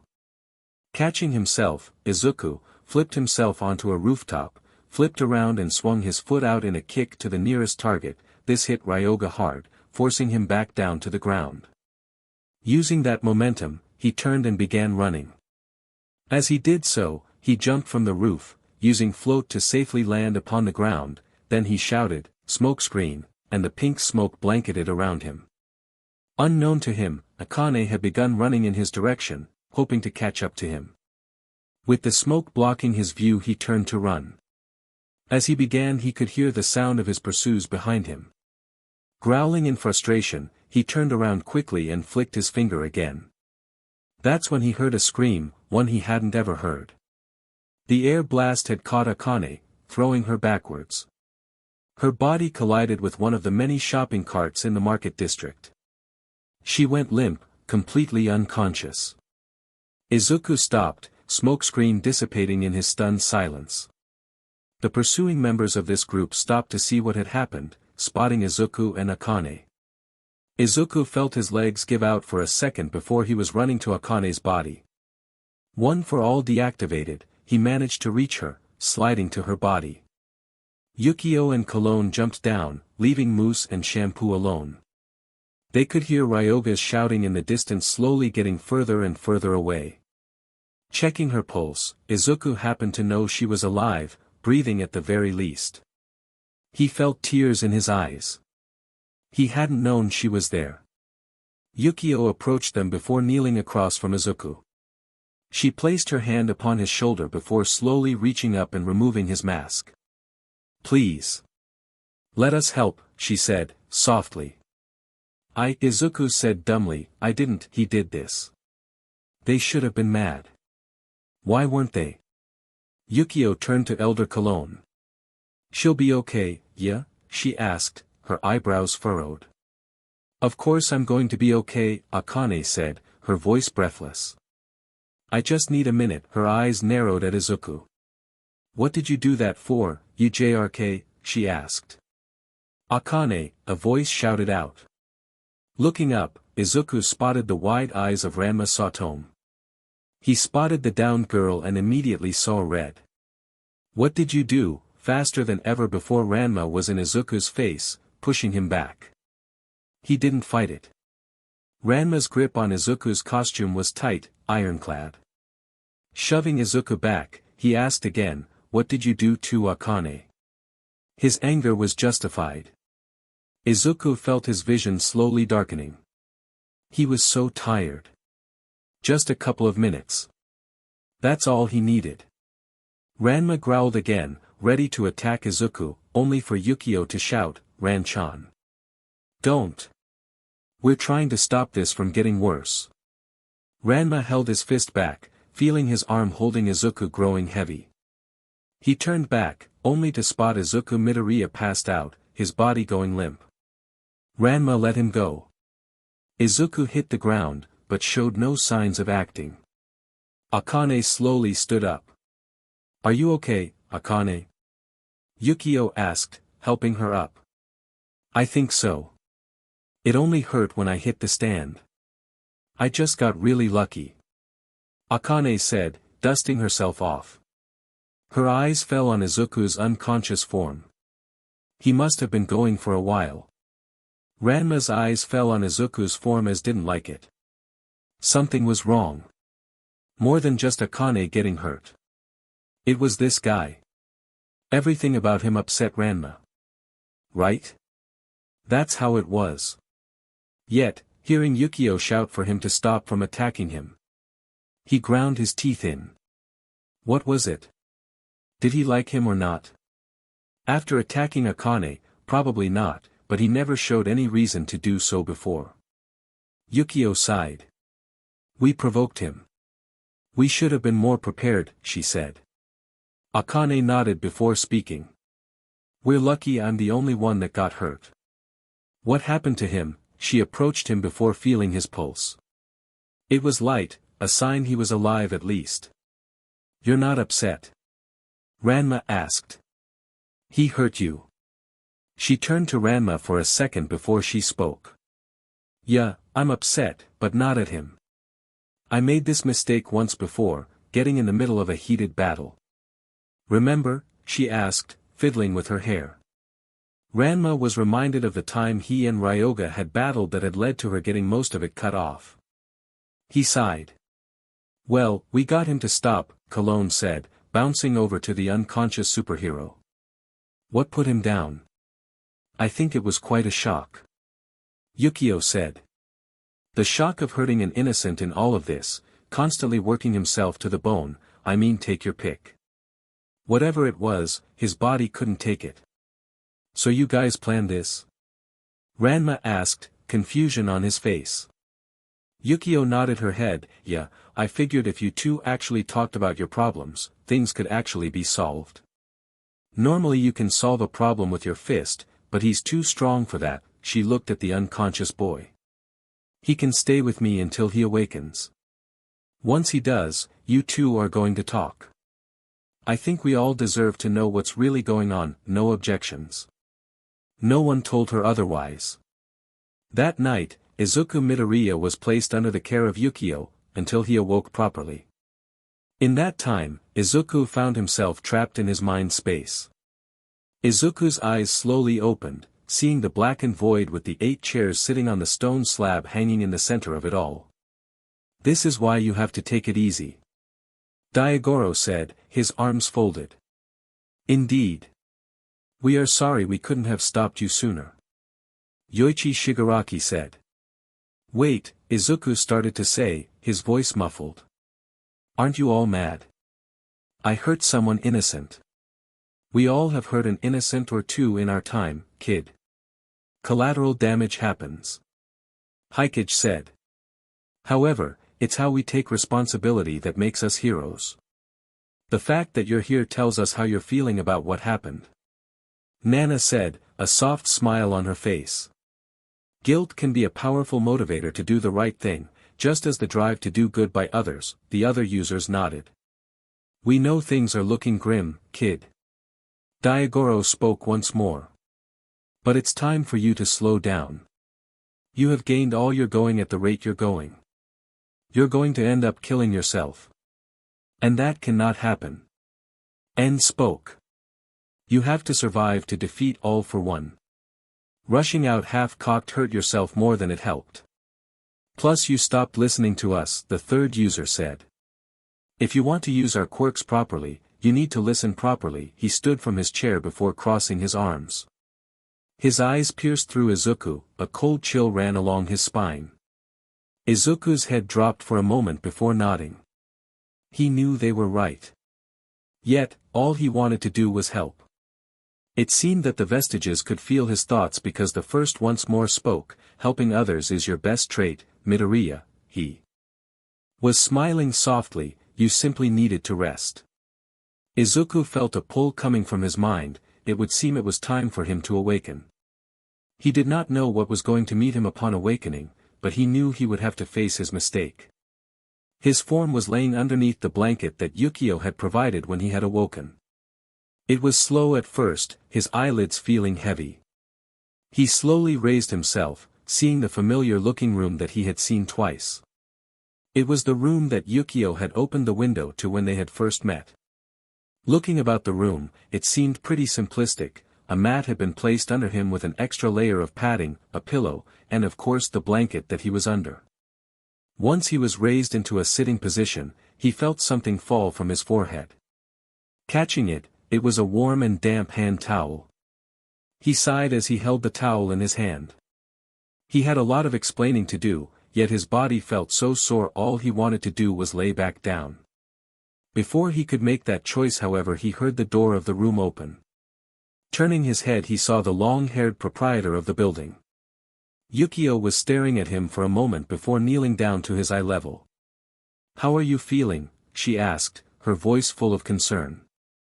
Izuku thought about the question for a moment before finally settling upon an answer. I feel like I got run over by a truck, he said. How's Akane?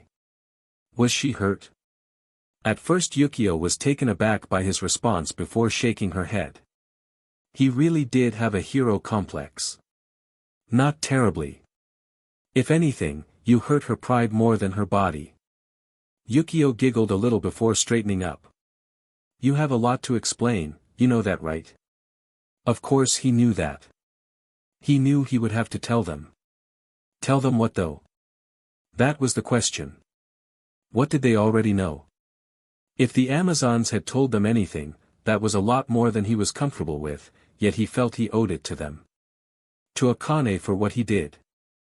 He slowly stood, his feet shaking as he did so.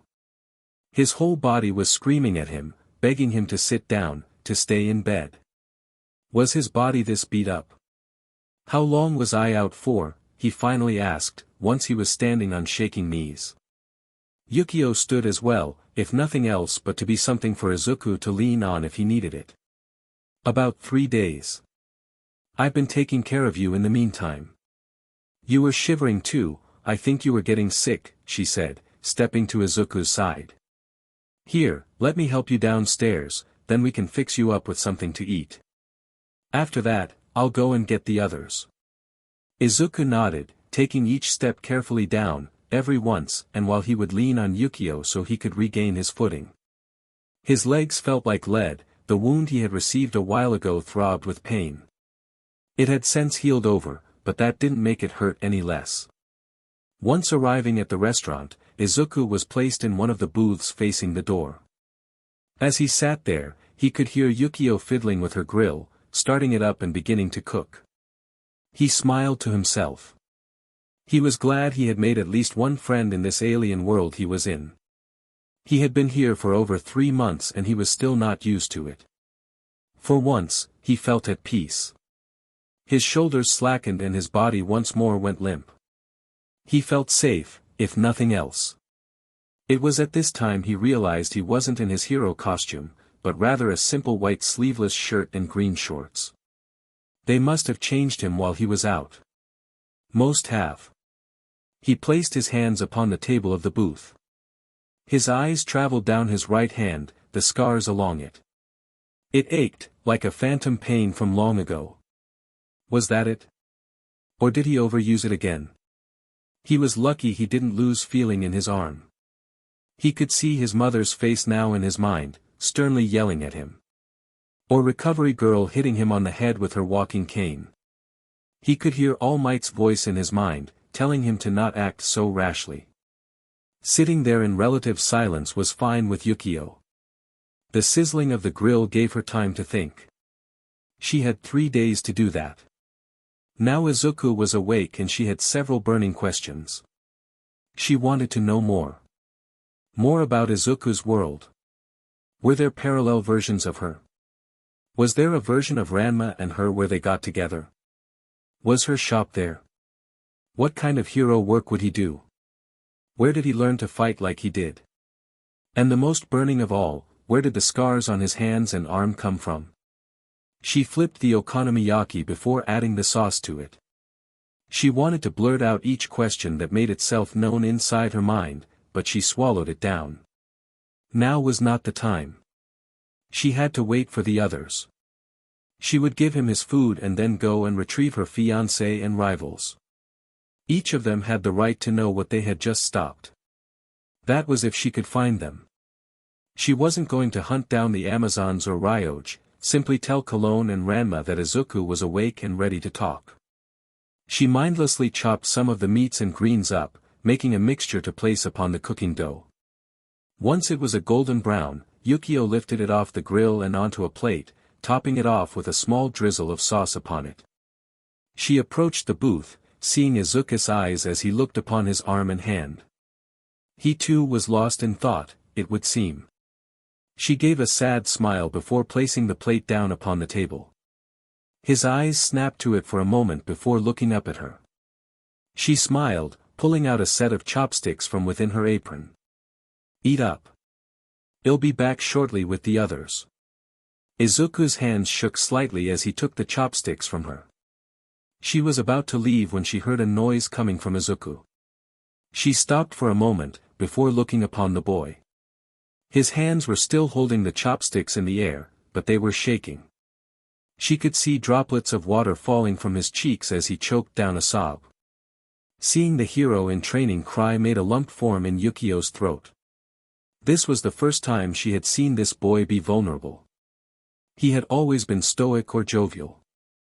Always serious, but with a hint of playfulness. Now that mask had washed away as the boy in front of her sat there, holding a pair of chopsticks. He choked down another sob, slowly lowering his hand to the table. He used his other hand to wipe away his tears. She slowly sat down on the other side of the booth before placing her hands upon his. Izuku. What's the matter? She asked calmly. It just hit me. How much I miss my home, he said softly, his voice sounding broken. I miss my friends, my mom, my mentor. I didn't realize how much I missed them until now. He wiped the tears away before once more a smile appeared on his face, the fake forced smile he had been wearing the last couple of weeks. Only for it to falter again. He looked down at the okonomiyaki that was set in front of him. He placed his hands together with the chopsticks in the middle of them before bowing to Yukio. Thank you, Yukio. Really, I appreciate everything you have done for me. Yukio smiled before placing her hand upon his messy green head. It's fine, you dork. Just take it easy for the next couple of days, okay? I'm sure once we all put our heads together, we can send you home, she said, smiling before getting up from the booth. I'll be back soon, okay? Eat up, she said before making her way out of the shop, grabbing a large spatula that was hanging by the door. As she left, Izuku slowly began to eat. His eyes were beginning to sting from his crying. However, he was getting it under control. Enough with the waterworks, okay kid, he could hear All Might say, the first day they had been working together, on that trash-covered beach. He smiled at the memory. You're overwork, he had said during that training, this will produce the exact opposite effect of what we want. Sorry All Might. Izuku whispered in between bits, I did it again. He continued to eat, each bit exploded with flavor, filling Izuku with a warmth he hadn't noticed was missing. Having survived on mostly handouts and garbage, Izuku was so glad to finally have a meal. A proper one. He was surprised with each bit. He wanted to stuff the whole thing into his mouth, but he took it slow. His diet had taken a serious hit while he was out and he needed to eat it slowly or chance making himself sick. Time passed as he ate before the doors to the restaurant were once more opened as Yukio entered the building with Ranma, Akane, and Cologne. He went to stand up but felt his knee almost buckle from the pressure. He kept himself seated before bowing his head to the three. I'm sorry, he said, I didn't want anyone to get hurt. Cologne bounced over to him before giving his head a smack with her walking stick. This is why I told you to stop. You have done nothing but make it harder for us to help you, she practically shouted. Izuku clamped one of his hands upon his head, rubbing the part that she had hit. I want to know what's going on. Ranma said, his arms crossed. He didn't exactly look happy. Izuku couldn't meet his eyes for a moment before looking up. With a sigh, he gestured to the seat across from him. It's going to be a while, you may want to have a seat. Izuku said. Once they got comfortable, Izuku took a deep breath. To start, I'm sure Elder Cologne has already informed you, but I am from a different world altogether. Where I'm from, superpowers were common, villains beginning to make their appearance, and superheroes the norm. Ranma's eyes widened before turning to Akane and Cologne, hoping one of them would laugh or something, but neither one did. Before my arrival here, I was fighting a hero-turned-villain, working with the most feared criminal in our world. That night, I found myself being blown up, arriving here in your world. I believe it was you who found me, Ranma. Ranma nodded his head, yeah, but you knew that already, pal. Why are you bring that up? Izuku stopped for a moment before sighing. Because when I first met you, I had been sure that with your help, I could return home. Izuku said, his eyes falling to the table. But your attitude and obsession with beating me in a fight was getting in the way of that. I realized the last time that you and I had fought that as long as you thought you could beat me, you would never help me. Even if I begged for your help. Ranma felt his face twist with anger. Oh yeah? Then why did ya? Izuku interrupted him, take it easy on you. Simple. I had thought if I could make it seem like you had beaten me or could do so, you would let it go. Izuku frowned, instead it had the opposite effect, making it harder and harder to work with you. Ranma stopped for a moment. Was he right? Oh yeah. Then why didn't you just let me win, he asked. Izuku smiled a little to himself. 2 reasons. 1, my own pride wouldn't let me. I don't make it a habit of downplaying my own power. Where I'm from, you have to work as hard as you can to reach the top. If you want to excel in your work, you have to do twice the work for half the payoff. But that's the world we live in. Fighting for the top spot. To become number 1. I wasn't just going to roll over and let you win to get him. My pride wouldn't let me. Akane scoffed before whispering under her breath, boys. Why can't you let your pride go for just a moment to ask for help? Izuku smiled, if you could see my world, you would get laughed at, I think. Most of the people in my world have pride in their work. Pride keeps us moving, going beyond what is capable. Pride isn't always a bad thing. Pride in one's work, pride in another, pride in the systems in place. Ranma began to tap his finger on the table, thinking before he replied finally. Okay, pride kept you from just giving up. What was the other reason? He felt like he knew the answer, but he wanted to hear it from Izuku. Because I knew you wouldn't accept it as a victory. I had already shown you how strong I was, that day on the bridge. Izuku said, placing his hands in his lap. Had I not done that, you wouldn't have known how strong I really was and probably could have hidden it. But at the time I was running scared, doing what I knew best because that's how things worked back where I was from. Izuku raised his head towards Ranma, meeting his eyes once more. Had I shown just an ounce of restraint, none of this would have happened. Ranma thought about it for a moment, his mind working overtime to think so far back. What would he have done if he had beaten Izuku? Gloated, more than likely. Some demon, he would have said, seeing the headlines about him. Acted like a big shot whenever he would come up. They wouldn't have fought in the arena one-on-one because Ranma wouldn't have seen him as much of a challenge. In the end, Ranma knew what he was saying. I wouldn't have respected you as a fighter, or as a threat. And when it would be revealed to me that you were holding back, I would have attacked you, just like I did the last time we saw each other. Izuku nodded. You remind me of my childhood friend, Ranma. He's a hot head, but his heart is in the right place, I think. He works so hard to surpass me, I could see the same traits in him in you. So, I know how to handle you. Or at least, I had thought I did. Izuku stopped. Then we fought after dealing with the panty thief. The shock of your cursed form and your explosive reaction led me to believe you wouldn't help me. Even if I did beg. So in the end, it didn't matter to me. That avenue was closed and I needed to find a new one. Why didn't you come back to the Nico Cafe then? Cologne asked, taking a puff off of her pipe. We would have taken you in. We were still willing to help you. Izuku smiled sadly, you know the answer to that. Heroing is in my BLD. I wasn't going to stop, even if you told me to. Helping people is all I want to do. So I thought I couldn't accept your offer, he said.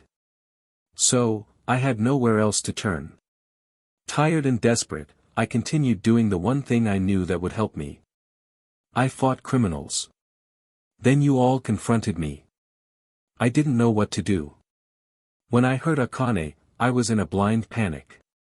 My smokescreen was too thick and I couldn't see her. He turned to the girl in question. Again, I'm really sorry that I hurt you. Akane folded her arms over her chest for a moment before sighing. It's fine, I guess, she huffed before looking over at Cologne. So, is there a way we can help him? Can we send him back? Cologne took another drag off of her pipe in thought before blowing out the smoke. There is a possible way to do it, however it would require time for us to understand Midoriya. We would have to study him, see how this world affects him. Something we can't do if he's off gallivanting around the whole of Japan, she said, removing some of the ashes in her pipe. So, I will say it again, no more heroing. Not until we can send you home, her eyes crossed, mere inches from Izuku's. Izuku thought about telling her no, but then thought about it. He had to slow down. If he was going to get back home, he would have to hang up the cape for a while. Besides, we live in Naruma. It's crazy enough as it is without you floating throughout the air. Yukio joked. Izuku smiled a little before nodding. What do we need to do? Izuku asked, to send me home, what do we need to do? Cologne sighed before taking a step back. We, the Amazons, will be watching over you, seeing how your body is adjusting. Then, we'll run some tests, see if there is any way we can recreate the explosion that sent you here in the first place. This could take time, and I feel time is something we do not have a lot of. Her eyes opened slightly to stare at Izuku, her eyes cold. Whatever is following you here is close to making itself known. I will warn you, whatever it is will not like its arrive into this world, mark my words. Izuku nodded. And when it does, we'll be ready. Akane sighed before leaning back in her chair. That's all well and good, but what's the plan with your living arrangements? Izuku looked towards her in confusion, so she elaborated, well, you can't just live on the streets and my house is full enough as it is. We could house him at the Nico Cafe, however I feel that would be unwise with Moose and Shampoo. Cologne said. I could house him. Yukio said, without hesitation. I mean, I could always use extra help here in the restaurant. Izuku smiled before nodding his head. I would love to help, Miss Kwanji, he said. Yukio frowned before saying, look. If you're going to be living here, you should be calling me by my first name, got it? It's Yukio, she finished by smiling. And besides, we're friends, right? Izuku nodded his head before looking towards Ranma and Akane. I would love to be your friend too. I'm so tired of fighting, I just want to help. Akane nodded her head, but Ranma didn't say anything. He was deep in thought. Did he have a friend that didn't have an ulterior motive? For a moment, he finally came up with an answer. He sighed before extending his hand out to Izuku. I'm willing to give it a shot, he said. Izuku sighed as he leaned back in the booth at Yukio's shop. Today was the first day he had taken to helping her run the place while she was at school. He had received a rather thorough cookbook to study and read through to help him with making the traditional Japanese dish. At first Izuku was nervous, letting his mind wander about all the attention he was getting. Then he started to think of it as a way to get used to his hero work. After all, codenames and whatnot were optional and 9 times out of 10 people knew who you were outside of the mask. Plus his mask had a tendency to come off or get destroyed. With a deep sigh, Izuku stood, dusting off the green apron he was wearing. It had been rather funny when she had pulled it out. You seem to like the color green, she had said simply, looking straight at his green hair. Well, I have a green apron that I think you would like, she said before pulling it out of the cupboard behind the counter. Tossing it at him. He went to catch it before it pelted him in the face. He smiled as the apron fell into his outstretched hand. He smiled slightly before getting back behind the counter. As he began cleaning the grill he heard the door shift open. Welcome to Oki, he started to say before seeing that it was Ranma, Akane and Yukio. Oh. Welcome back. How was school? Izuku asked, placing his hand towel on the counter. Yukio had a rather frustrated look on her face, along with Ranma and Akane's look of confusion. Yukio ignored him for a moment before stepping behind the counter and began cooking. She was lost in her art for a moment as Izuku watched.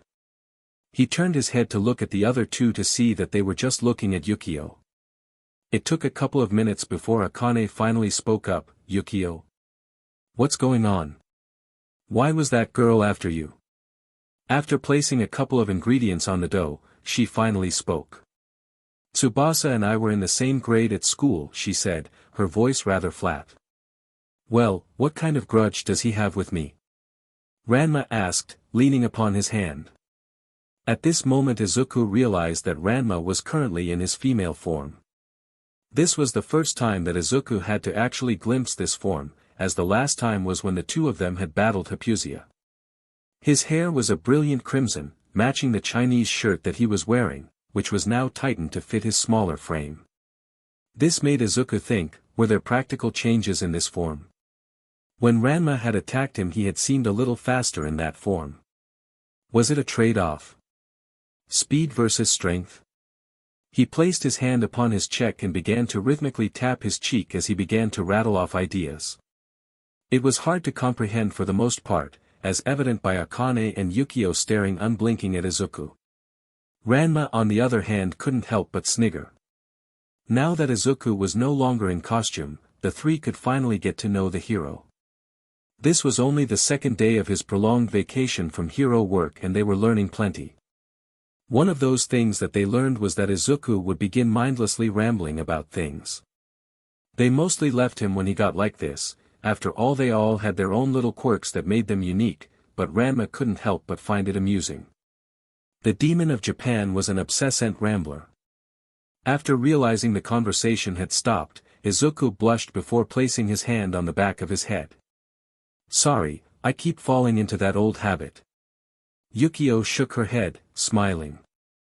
That's fine. It's something that makes you unique in the madhouse called Narama, she said before the smile fell from her face again. Sorry Izuku, would you mind having a seat? This is going to take a bit of explaining, he nodded before taking a seat at the bar, next to Akane. He placed his hands upon the countertop, waiting patiently for Yukio to begin. She sighed before explaining properly, see, back in school, Tsubasa would give me all sorts of gifts, trinkets and knick-knacks, every time declaring love for me every time. Finally I got so fed up with it that I told Tsubasa I already had a fiancé. Tsubasa didn't take it the best, Yukio finished before it was suddenly interrupted as a trash can flew into the restaurant before shoving Ranma's face into the okonomiyaki. Acting quickly, Izuku jumped from his chair before tackling the trash can off of Ranma, before staring at where it had come from, only to hear a voice coming from within the trash can. Ouch, a soft voice said, slowly raising their head out of the trash can. Izuku slowly stepped back, his eyes flicking between Yukio, Ranma, and the newcomer. The newcomer was dressed in a schoolgirl's uniform, so Izuku had the feeling that this person was a girl, yet something seemed off about her. He could feel one for all sparking as he kept his full cowling up to 5%. Just in case this stranger attacked Ranma again.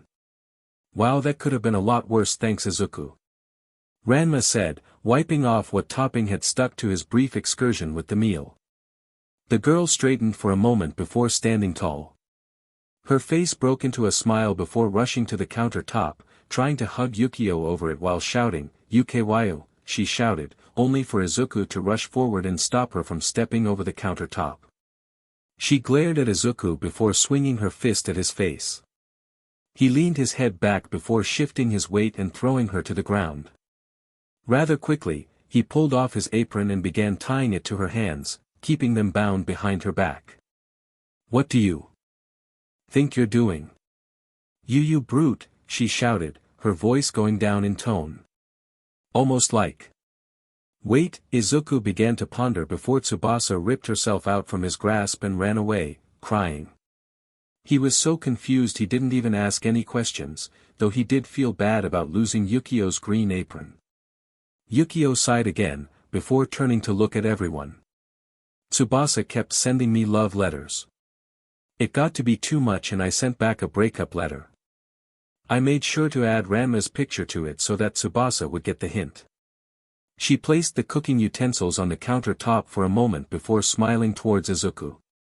Thanks for trying to stop Tsubasa, Izuku. I really appreciate it. Izuku nodded before looking out the door, only to be surprised when a large vending machine came bursting through the wall. With full cowling still activated, Izuku rushed forward, stopping the runaway vending machine. Keeping it in place. He held it there for a moment before drawing his fist back and forcing it through the front of it. There, standing was the strange girl who had just ran off. Her eyes were glaring daggers at him, he felt a shiver go up his spine. She jumped out from the hole he made, bouncing off of him before landing once more upon Ranma. "Who are you to stop me from seeing my dear Yukio?" she shouted, a microphone appearing in her hand.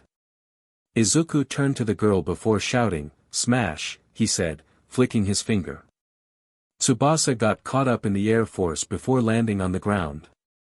Izuku clenched his fist closed. "I'm just a friend of Yukio's," he said. Tsubasa rushed up to his face before turning to look at Ranma. Back and forth her head turned. "Friend, who?" Tsubasa said. Her voice was thin, full of jealousy. "You're a better looker than she is," Tsubasa said, pointing at Ranma while looking at Izuku. Izuku felt that same shiver run up his spine. It was like danger sense was sensing something other than danger. He took a step back, trying to make some kind of distance between the two of them. Ranma's eye twitched for a moment before she stood up. However, Ranma didn't get very far as Yukio shouted, leaping over her counter with the large spatula in her hand. "Tsubasa! You destroyed my shop," she shouted, preparing to swing the weapon down. Quickly, Akane came up behind Yukio before opening her top, revealing her bound cleavage behind the shirt. Izuku immediately turned away, trying as hard as he could to ignore what was happening. "See? She's a girl. A girl." Akane repeated, making sure that Tsubasa got the message. "So?" Tsubasa said, standing up, a sneer on her face. "I knew she was a girl from the beginning." "Right," Izuku started. "That makes sense." He planted his fist into his hand before another shiver went up his spine. This time he knew why. "Oh, why are you wearing a dress?" he asked. Ranma and Akane both looked at him confused. "Because I like how they feel, why does that matter?" Tsubasa said. "It doesn't. I was just curious as to why." Izuku said, a small smile appearing on his face. The pieces were starting to fit into place. Most boys don't dress up in girls' clothes for no reason, I guess. Not that there's anything wrong with that. Both Ranma and Akane looked back at Tsubasa in shock. This person couldn't really be a boy, could they? Their facial structure, the dress, the hair. All of it pointed to a girl, instead it's just a boy cross-dressing. Yukio, Akane started to ask, "What kind of school did you go to?" "An all-boys school." "Sorry, have I never told you guys?" she said, slightly surprised. When both Ranma and Akane didn't answer, Izuku smiled before slowly approaching Tsubasa. "Well, there's no need to get violent. Come on, have a seat. I'm sure we can talk this out," Izuku said. Finally a moment where Tsubasa wasn't trying to hurt someone. He sneered before finally announcing, "Ranma Sotome. I challenge you to a battle. Tomorrow at school we shall see who is better for Yukio," he said before leaving the restaurant. With a sigh, Izuku walked up to the remains of the vending machine and the front doors. With a wince he began to lift the vending machine, at least that was the plan, until something fell out of it. A green apron. "Well," Izuku started to say. "I won't have to replace it," he said before moving the broken machine out of the building. He placed it across the road, away from Yukio's. Once he re-entered the restaurant, he saw Ranma and Akane both staring at Yukio. "He's in a dress. He's trying to get together with you, and he's in a dress," Ranma was saying before he started laughing. He was laughing for a couple of minutes before Akane smacked him on the back of the head. "Ow! What was that for Akane?" Akane was glaring at him, "You're making fun of him." "And Yukio," she added at the end. She sighed before turning to Yukio. "What are you going to do?" she asked. Out of the 3 fiancés that Ranma had, Yukio was the closest she had to a friend. Yukio sighed before placing her spatula down. I don't know. I keep telling him I'm not interested, yet he keeps ignoring me, she said, glaring at the hole now in her wall, only for it to fall off as Izuku walked back into the restaurant. I just wish he would leave me alone. I already have a fiancé. That's enough of a reason. Tsubasa just needs to find someone else, she sighed before leaning against the counter. It's maddening. Hey Yukio, Akane asked slowly, which version of Ranma did you send? A girl picture or boy picture? Yukio laughed before saying, a girl picture. I had thought that Tsubasa thought I was a boy the whole time.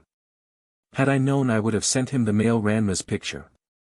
Not that it would do any, as so stubborn it's infuriating, she put her hands upon the counter, supporting her weight slightly. I guess that's just how it is, Izuku frowned.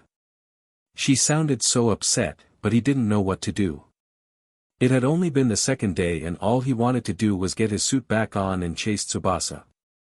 He looked down upon his hand for a moment before he spoke, no matter what, Tsubasa won't get to you, he said, his voice full of resolve. You took me in, Yukio. So I will protect you. Yukio smiled. It's not like I need the protecting, Izuku, but the thoughts are nice, she said, before she stood tall, her head held up high. I'm not going to let this annoyance get to me. Everyone smiled, seeing Yukio's face as it broke into a bigger grin than before. Unbeknownst to the 4 in the restaurant, Tsubasa was walking along the streets, thinking to himself.